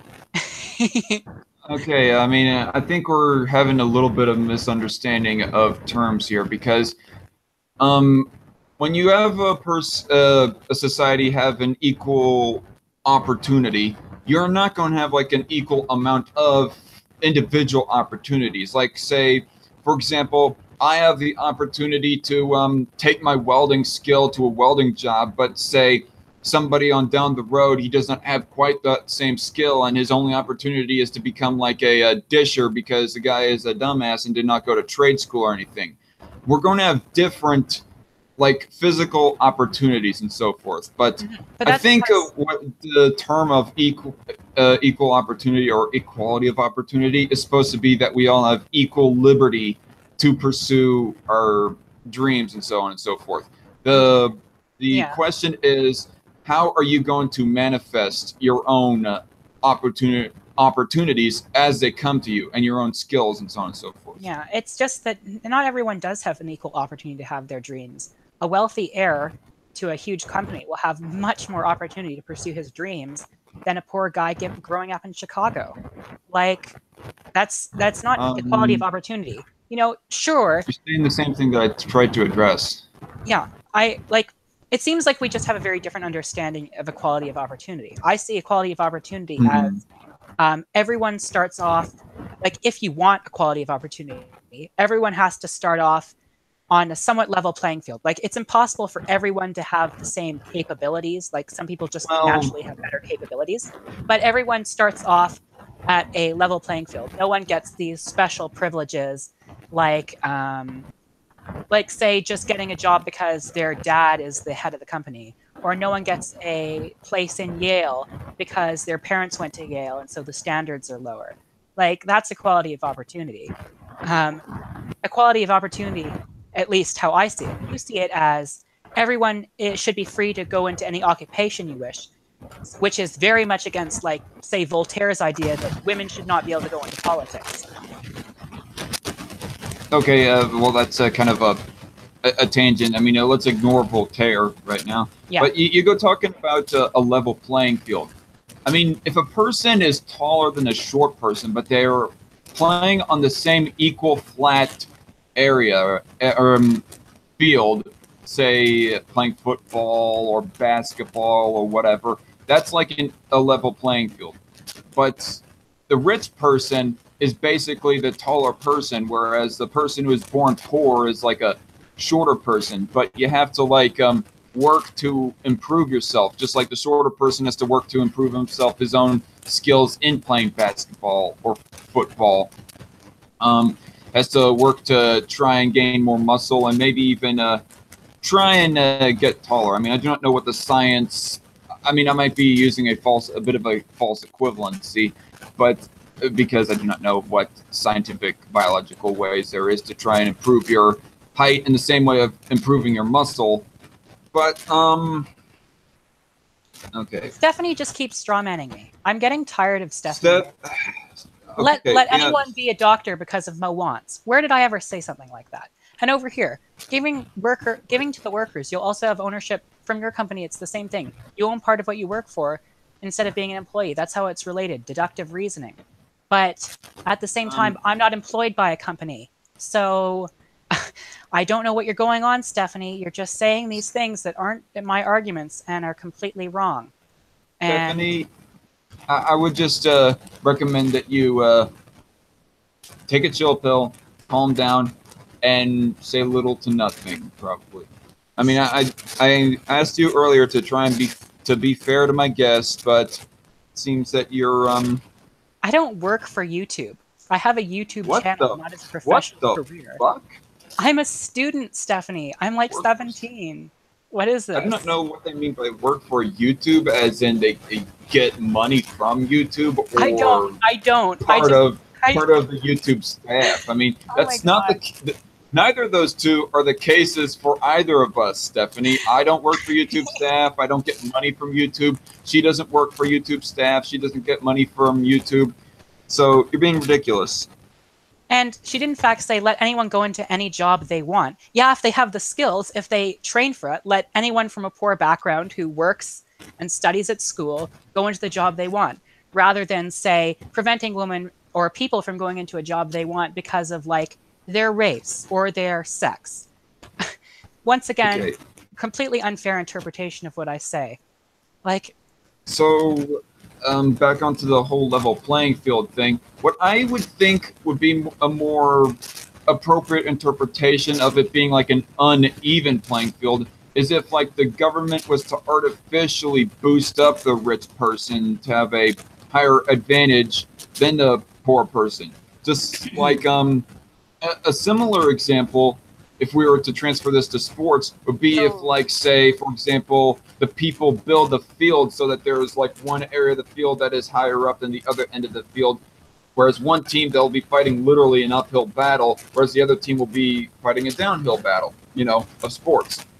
And so that's what I would think would be an example of an uneven playing field. okay. Is if the government, for example, was to put the rich person up on the higher end of the field. So like kind of what we have now with the government subsidies for rich people's companies. And Exactly. And government tax loopholes for the 1%. So the current system is not equality of opportunity. So your system would be as long as the government is not shifting the plates one way or another, the playing field, as your analogy goes, then the playing field is unfair. Then that's fair. That's equality. Sorry. Yeah. I mean, if a person was to be born rich, that would be like if, say, the sports player was to be born taller and bigger, but the person born poor would be the equality of somebody who was born small. But there's always been tall people. There's never... Rich people are an anomaly. There hasn't always been rich people. Richness is an outcome. No, I'm trying to make an analogy here. Yeah, I understand your analogy. But it's like if... my understanding of the current playing field is if one person has... Say they had the natural... Let's say there are two players, both of which are equally tall, equally well-skilled. One of them that would be like if both people in the economy was both born in middle-class families. Okay, that would be a level playing field? It would be level start and level playing field. Yeah. That would be a level start, but it doesn't necessarily mean level playing field. Say, for example, one of those middle-class people had was family to a bunch of lawyers and politicians, and he kept on telling those lawyers and politicians, hey, rig the game for me so that I can like advance myself up in the market a whole lot faster than my middle class neighbor down the street. They have like the levels start. They have they were born even, but this person is making it unfair. He's putting himself on the upper end of the playing field. by having all these politicians working for him. But what if instead of the government, it was a rich friend of his? Let's say he's bros with this, this frat boy jock, and he's like, "Hey, bro, I need help in advancing my football career." And the rich person is like, "Sure, I got contacts." And yet the other middle class person just, tries to put his work in, doesn't believe in sponsorships, just works hard, and yet who succeeds? Wait, it's the one who was with the system the whole time, the one who has the system on his side. Wait, sorry, I'm trying to follow along. Start over with your analogy. Okay, sure. So let's go with your analogy. We have two people from middle-class families. They're both equally talented and tall as it takes to be to go into football. And instead of, as your analogy, to make the field unfair, it was the government giving this person a benefit. Let's say it's instead this guy's rich frat boy friend. That's not equality of opportunity. Because one person got an unfair advantage because of his contacts. Rich frat boy friend. Because I'm not quite understanding. So you're saying that this person who does not have the intellect to run a company just ultimately is born rich? The person who does not have the intellect to run a company is ultimately born rich. That's what I think when you say frat boy jock, who is born rich. Well, I think a lot of rich people have heirs that aren't actually capable, and they just get where they are because of their parents' wealth. And that's the thing with the capitalism, like real free market capitalism. If that person was born stupid and just, stupid, or that's probably an unfair word, just born ignorant, and they were just unfit, plainly, mentally, and everything unfit to be running the company. And they end up running that company to the ground. Free market capitalism says, let them go ahead and run it to the ground. Do not give them subsidies that will, prop them up. And bailouts. Okay, Mr. Metalhead is talking nonsense in the chat here. The idea of tax loopholes is nonsense. The 1% pay about 50% of taxes. The bottom 50% pay no taxes. There's your uneven playing field. That's just lies. I'll talk about that in another video because it's a common right-wing talking point. But anyway, although I can kind of see Metal Minister's analogy that he's trying to bring up, because if we want to get into taxes, that would be somewhat of a form of a bit of an uneven playing field, as if you have an uneven amount of taxes being taken out of these individuals within the economy. Although a flat tax would be an exact level playing field. I said earlier that I am not entirely against an uneven income tax, but that would make it somewhat uneven. I'm kind of understanding. But my point on a flat tax is here. We have a person with 10 wheelbarrows, and we have a person with a half-full wheelbarrow. So let's say both are taking their wares to market, and the king's minister comes before them and he says, before we start selling any of our goods, we have to take half a wheelbarrow as tax. The poor person says, wait, no, that's all I can make on my tiny little farm. Please don't take everything I make. And the rich farmer says, here you go. I have tons to spare. How is that fair? One person's livelihood was just taken away by a flat tax, and another person has tons and tons to spare and can proceed to make more and more and more. Well, if a person wants to give that private sector help to their fellow competitor within the market, well, that also falls under their own free liberty to do so. Yeah, my point is just don't pretend it's equality of opportunity. Say it's America is certainly countries capitalism is a fair bit better than feudalism, let's say, in terms of it lets people advance to the upper echelons of society, potentially, maybe. But there is still an economic caste emerging where there really isn't very much economic mobility. No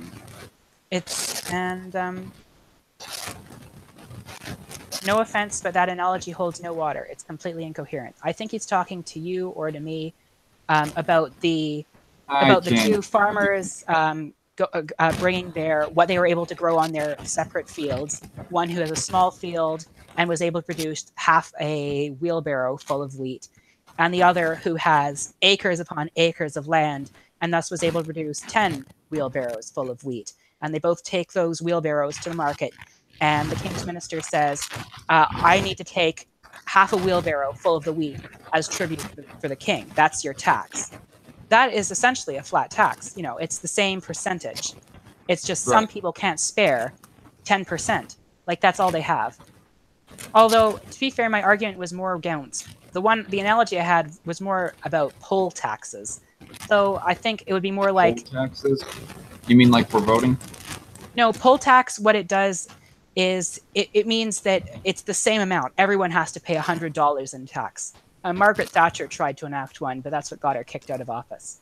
But anyway, so my analogy would more be like the king's minister takes about half of each of those. One of the farmers still has plenty of wheelbarrows to sell of wheat, but the other one has barely anything, and thus can, you know, not sell enough to get through the winter.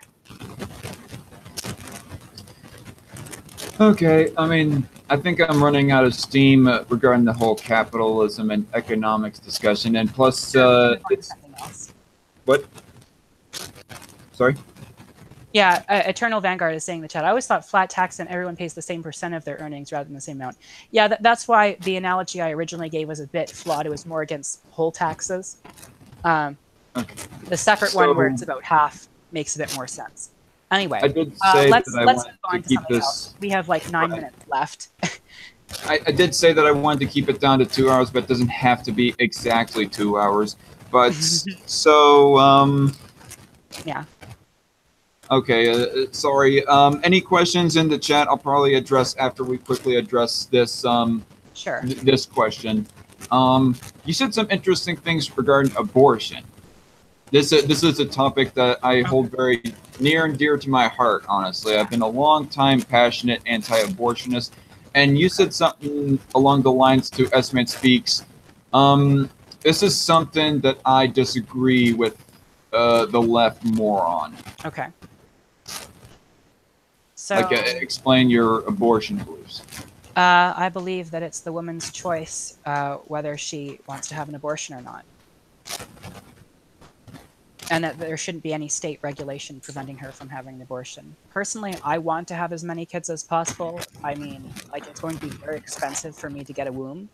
But, yeah, I do believe that that it should not be anyone else's business what people do with their body, and that it shouldn't be regulated by state interference.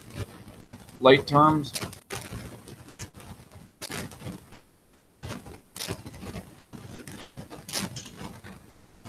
Pardon?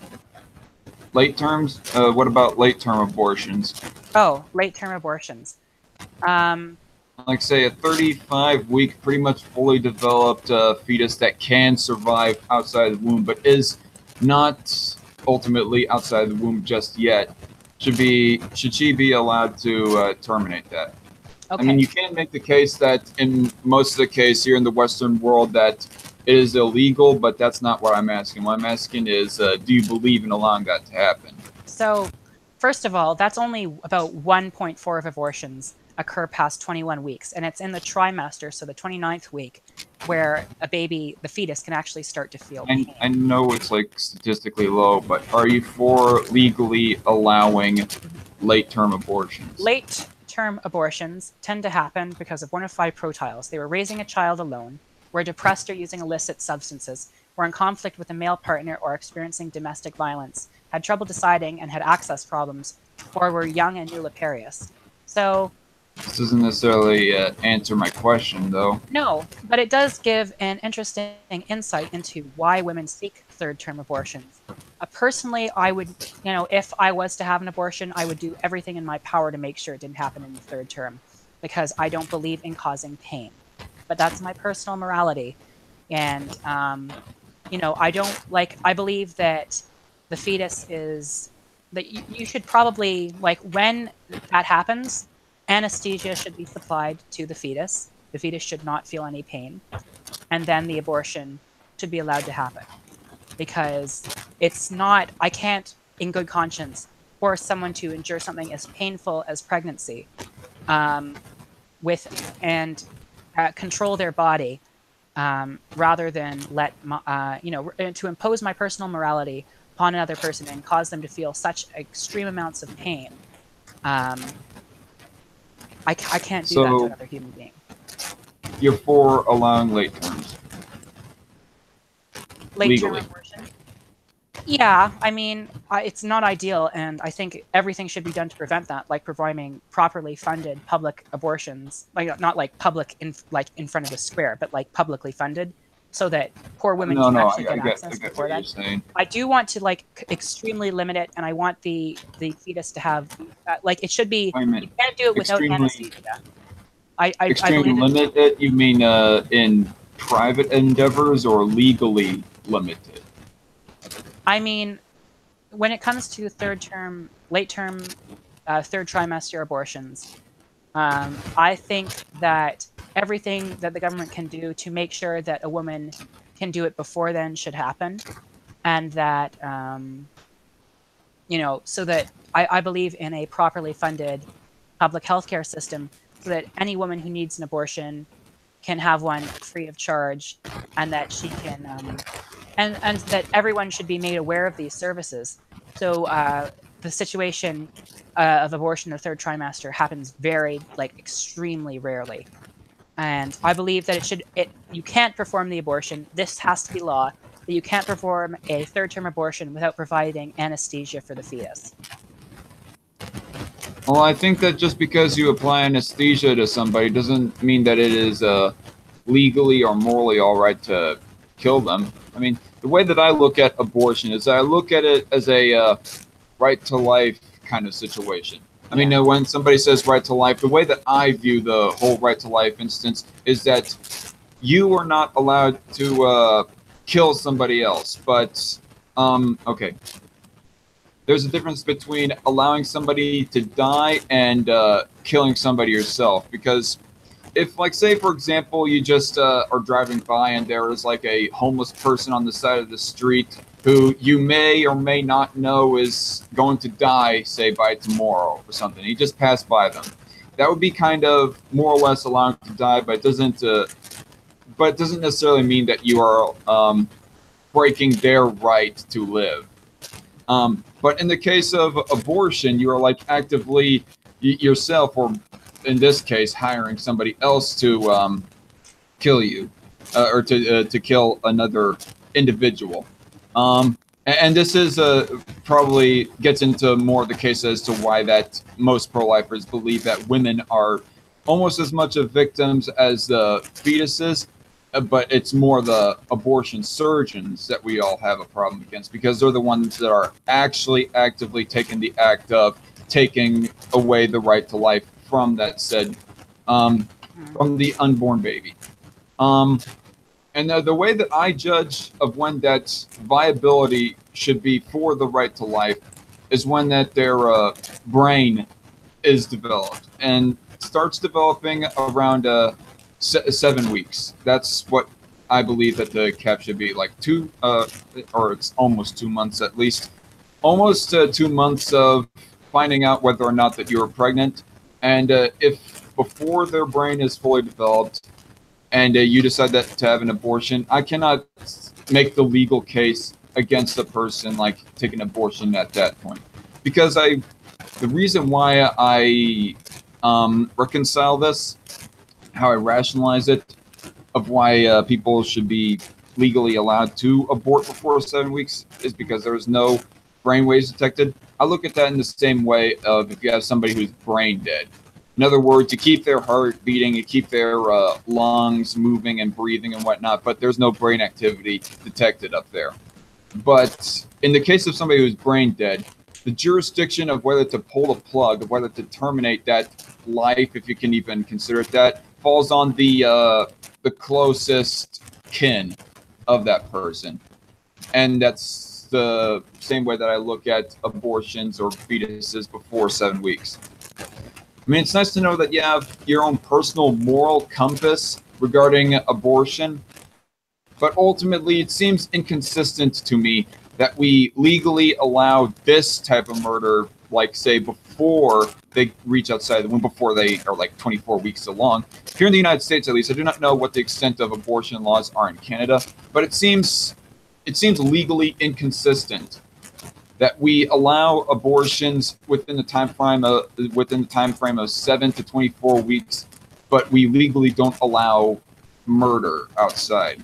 And I think that because people have the right to life, that neither should be legally allowed. Well, I don't think that abortion is comparable to murder. Well, it's a taking of a life. I mean, I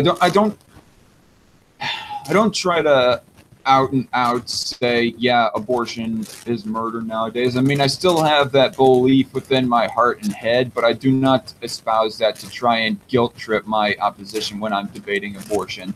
Plus, it makes it so a little bit more overly emotionally driven, and my opposition would accuse me of trying to pull an appeal to emotion. I mean, within this subject, it's hard to not be accused of pulling an appeal to emotion. But yeah. Anyway. Yeah. Well, my morality is centered around whether it causes pain or not. So I don't think that. But at the same time, I mean, just because it might not cause somebody pain outside the womb doesn't mean that it's all right to terminate their life.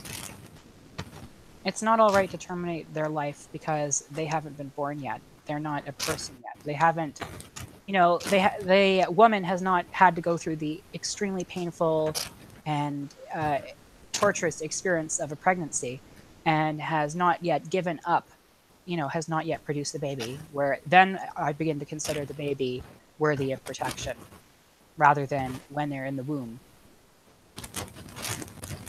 So, because you go off of the metric that, I don't know. I mean, technically, I think they technically do not feel pain, at least in the same way that people who are born within a certain time frame of life between 7 weeks and 20 weeks, I think it is. But they have a certain sense of knowing something that is wrong. Which I could know the specific source that I got this from. Well, but yeah. They are aware of what is going on. Well, so are trees. Like, trees are aware when they're about to be cut down. They just don't care. Don't care. They don't care. Like, they have a certain sense of feeling pain. They don't care about it, right? Almost all, every living thing has that sensation when something goes wrong. But it doesn't necessarily mean they're worthy of much moral consideration. I don't consider an ant worthy of much moral consideration. I won't go out of my way to step on an ant, but, it seems kind of, crazy to get so sad because an ant died. Okay, maybe I'm not feeling as passionate about this because I vented all of my passion on abortion debating War Corps so many weeks ago about abortion. Well, didn't he say that they were meatballs, which I think is kind of gross? Yeah, I mean that's kind of ridiculous because as soon as they get a elongated, stretched out torso and there's a head and a couple and a few limbs popping out of that torso, then it's no longer round, and of course balls are round, so henceforth they're not a meatball. Well, it's just kind of a dehumanizing term to do. Obviously I want to limit the amount of abortions that happen with also sex education, protection for encourage people to use protection when having sex.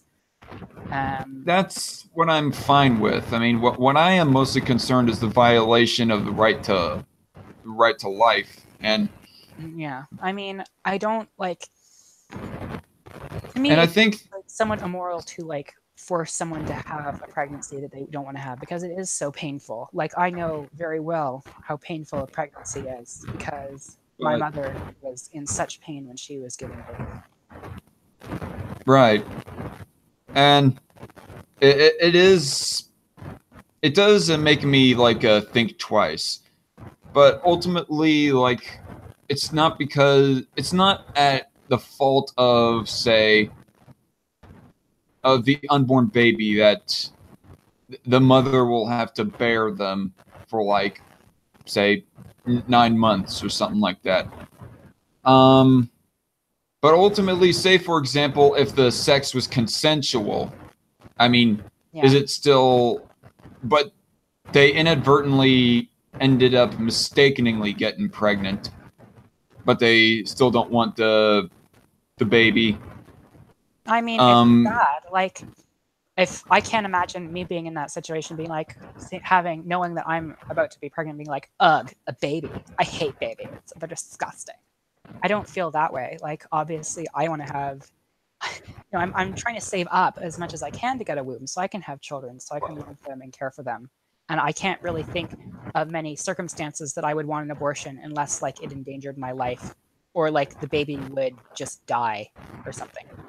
But in the case of, like, I mean, rape, that's a little bit harder to tackle. But in the case of, like, abortion in the name of convenience, the sex was consensual, but the female is all like, no, I don't want to have a baby just because it's inconvenient in my life, and so on and so forth. But they agreed to the sex. They should they take responsibility for their for their actions? This is kind of a weird way of phrasing the question. Like, having a baby is not like some sort of like punishment, and if you don't want to have the child, that's irresponsible. Like, if you're like a 14-year-old and like, I don't really want to have a baby, okay, that's your choice. That's why I don't use the word punishment. I use consequence. I mean, as some people, there's some sadists out there that like to define children as a punishment, where they're all like, darn kids, don't ever have children. I don't want to ever have children. But that doesn't, like, but they might still have a little bit of a different moral compass on the issue of abortion. Yeah, I did used to be pro-life, but I changed my mind because, I don't know, I believe in autonomy for women, and I believe in autonomy for men, and I believe in autonomy for all people.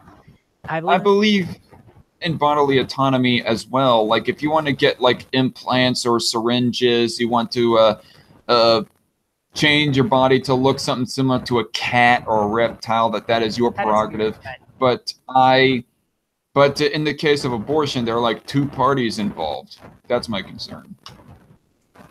So Vanguard says, speaking from experience, if a woman, quote unquote, thinks having a baby is just a burden, it's not going to have a great childhood. And that's another thing. Like, imagine being like, ugh, this child is a burden. The state forces me to have an abortion. I don't want to go to an illegal abortion clinic.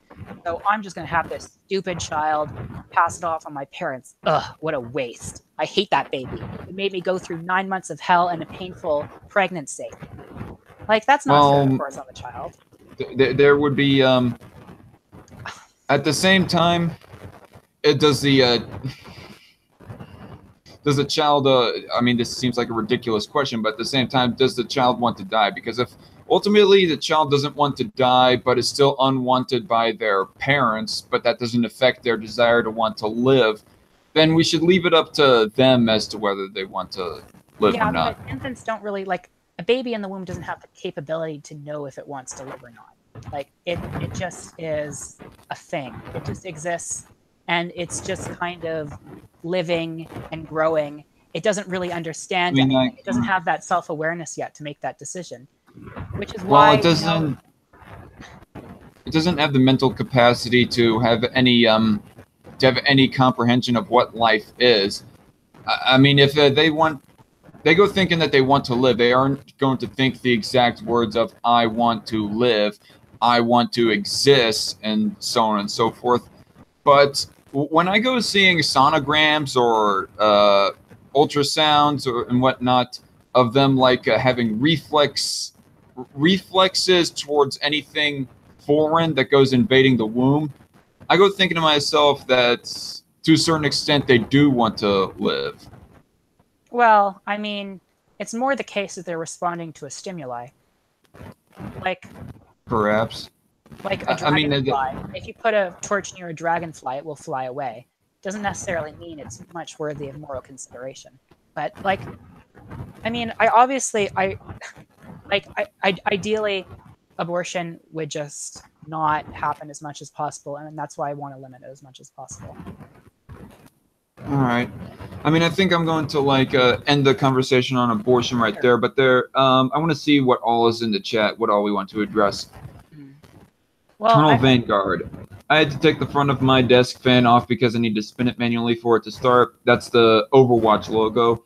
Lonely Wolf, thank you for pronouncing Thermopylae properly. Thank fuck. Zach, your thoughts on the world wedding? I'm dying to know. Yeah, I mean, there's a whole lot that went down, but anything directly that we want to address, I'm just looking through here. Yeah, I thought Stephanie Ann was really quite rude to me. I don't know why. Like, I didn't. Yeah, I do too.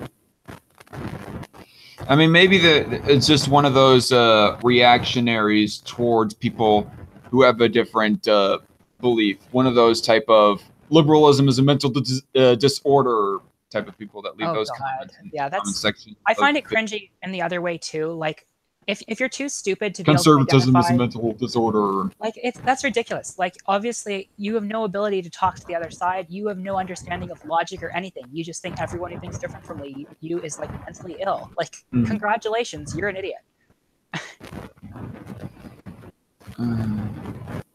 Rich people should have the right to eat sushi every night because they deserve it. People who are rich don't deserve to eat sushi every night unless they earned it. Wait, what?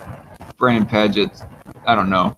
I think he was just like being goofy about your whole sushi desires.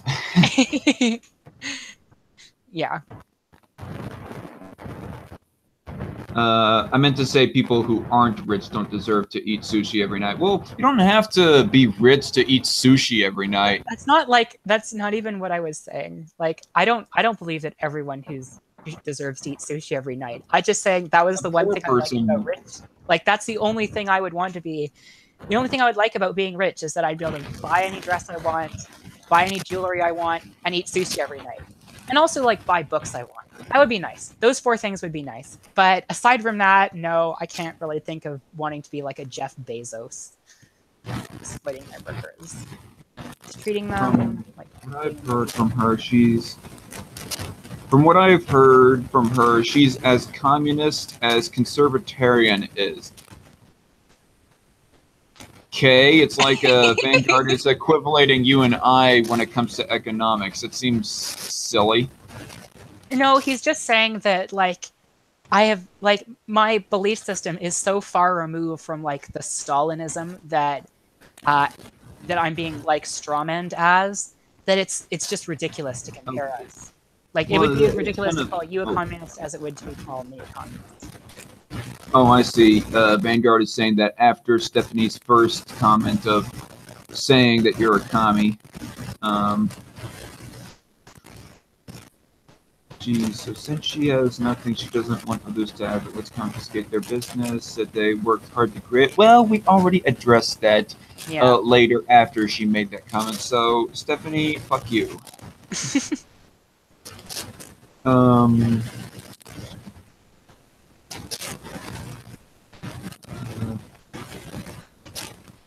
Serious question. Why selling your labor to be immoral? Well, for the record, that's what Voltaire said. I mean, for the record, you hadn't said the same exact stolen labor talking point that Owen MacDonald had been, so I don't think that's really a valid question from Voltaire.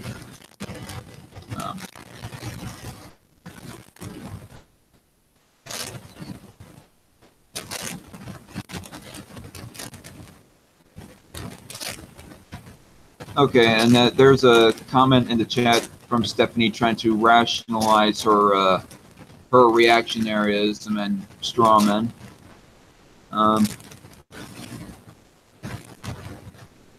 Eternal Vanguard says, so basically if he wants his aristocracy into somewhat of a meritocracy. Well, the thing is, I don't even think that... okay, at first I thought I was losing connection. I don't think Vanguard or excuse me, I don't think Voltaire is saying that he wants it to be a meritocracy. Even, I mean, if he wants the voting system to be set up as an aristocracy, even if women are allowed to vote within the aristocracy, then that's still not a meritocracy. It's a non-sexist aristocracy. Yeah. You allow women within the aristocracy to vote, but it's not a meritocracy at the same time.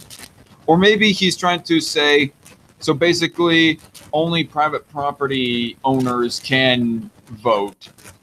Like, I mean, only the capitalist class.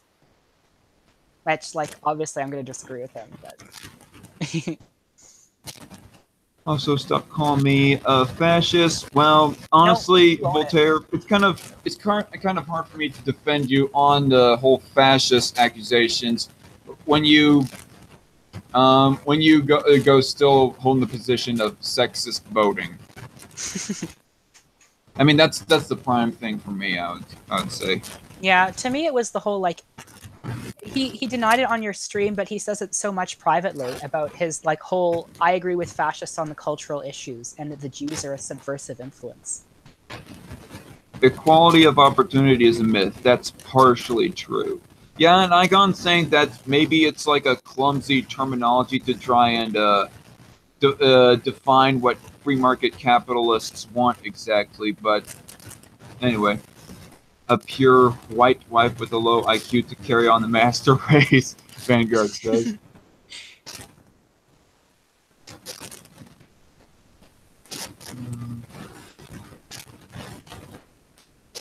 Metal Minister opened up in the chat saying, "Why the hell am I not getting the notifications when you go live anymore? Damn YouTube." Yeah, oh, sorry to hear that, we shouldn't Minister. go through the whole thing with Mr. Minister, because he just, like, goes back and forth saying that my analogy is not good, which, fine, you don't have to like it.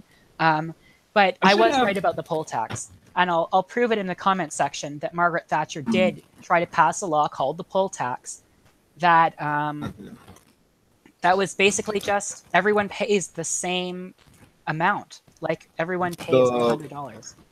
Poll tax is just another terminology for the flat tax, right? What you said earlier? Poll tax is when you have to pay like $100. Everyone has to pay $100, regardless of economic class, and that's the tax.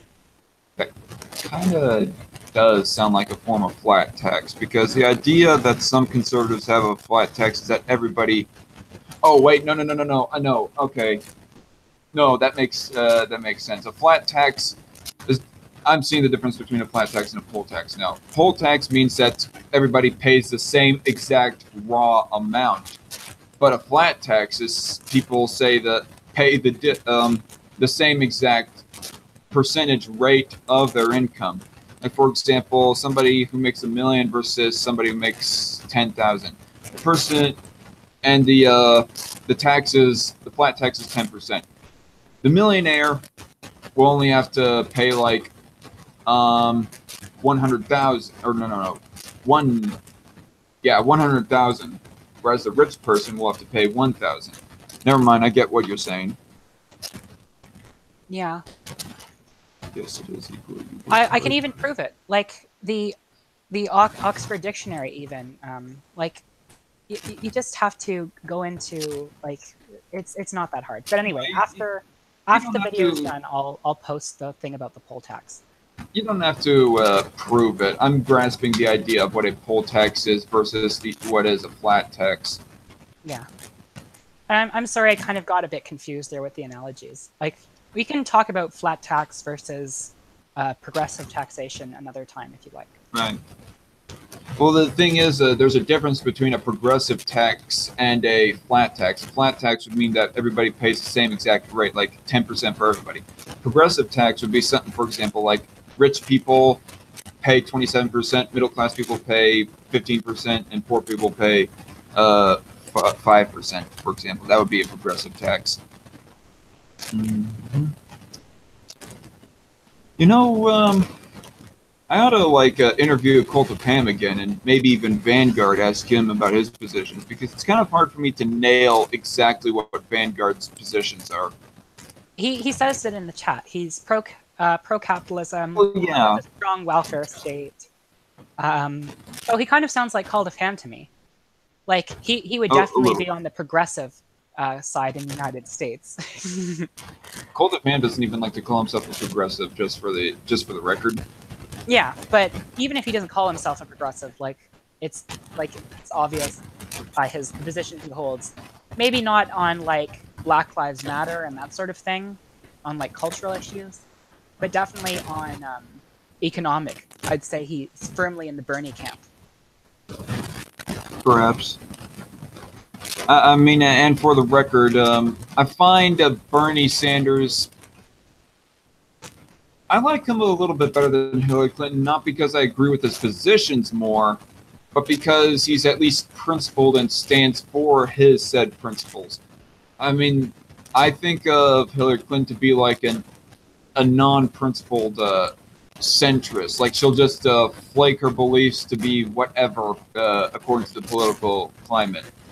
And this is why that I have a little bit of a hard time of classifying her as a right-winger. I mean, people call her right-winger just because she's a corporatist, but I do not hear her advocating for, like, lowering taxes and lowering and maybe even getting rid of the minimum wage. And I think she is for free trade, though, so maybe that's for free trade. She was also big on tough on crime in the 1990s. He was the one that got that 1994 crime law passed, sorry, that did so much damage to vulnerable communities in America. Well, whatever you spell it, I mean, there's still going to be massive disagreements with Hillary Clinton because you know how conservatives feel about her abortion and gun rights beliefs. Well, yeah. I mean, I don't necessarily agree with her completely on guns. I'm not for banning guns, but I do think that guns are a substance, like drugs, that need to be regulated. Like all things, like all dangerous substances or activities, like even driving a car needs some regulation. So guns need regulation too. There's something the Middle Minister says here. Equality of opportunity has nothing to do with whether you inherit something from a parent or family member. Yeah, and that's something that I tried to address earlier. So, moving on. Take away the word.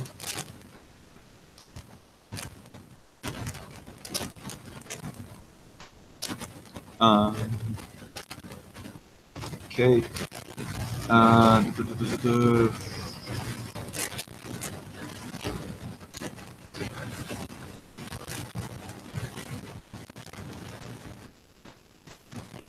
I'm not seeing much of anything that I'm going to respond to. I don't know about you. Not really. Anyway, I don't know if there's anything newer. Oh, Vanguard is all like, I'm on the right, my right, your left. Okay, I think he is like talking about international political spectrums and so on and so forth. Yeah, well, like the American right is quite right. Voltaire says, I want meritocracy. I think he meant to say meritocracy, but... No, you don't. You believe in an aristocracy. Anyway. I think we should end the stream here. It's been very fun. Yeah, I'm going to end it off because there's not much more happening in the chat. Okay.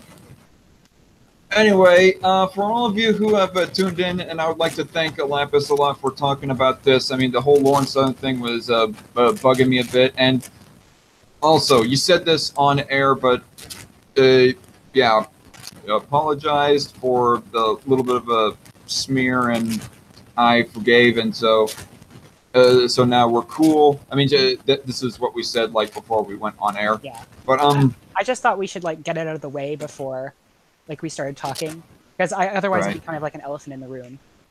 Mm-hmm.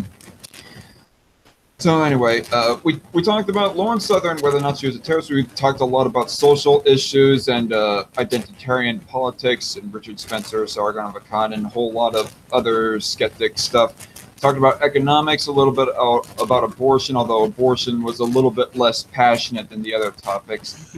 But Anyway, Lapis, anything else you'd like to say to my audience before we leave out of here? Thank you for listening to me, and hopefully you can tell that I'm not what people have been smearing me as in the chat here.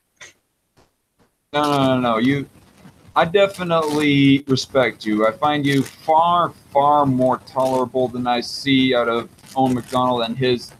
I know that you're a fan of him, but out of the typical fans, at least, that I see out of his Twitter follower base, for example. Well, I'm glad. Of course. Tolerable person. What? Sorry. Said I'm glad you think I'm a tolerable person. Unlike that Stephanie Ann character. And there was, of course, the whole Jocelyn drama to kind of well cement my respect for you. But anyway, that's all that I have to say. This has been Strike Force. I'll be having another, for all of you watching, I'll be having another Strike Force tomorrow afternoon, talking about the recent news of the week. And for all of you watching, thanks for watching. Thanks, Lapis, for joining me. And you all have a good evening, and see you later. Adios. Dark Con.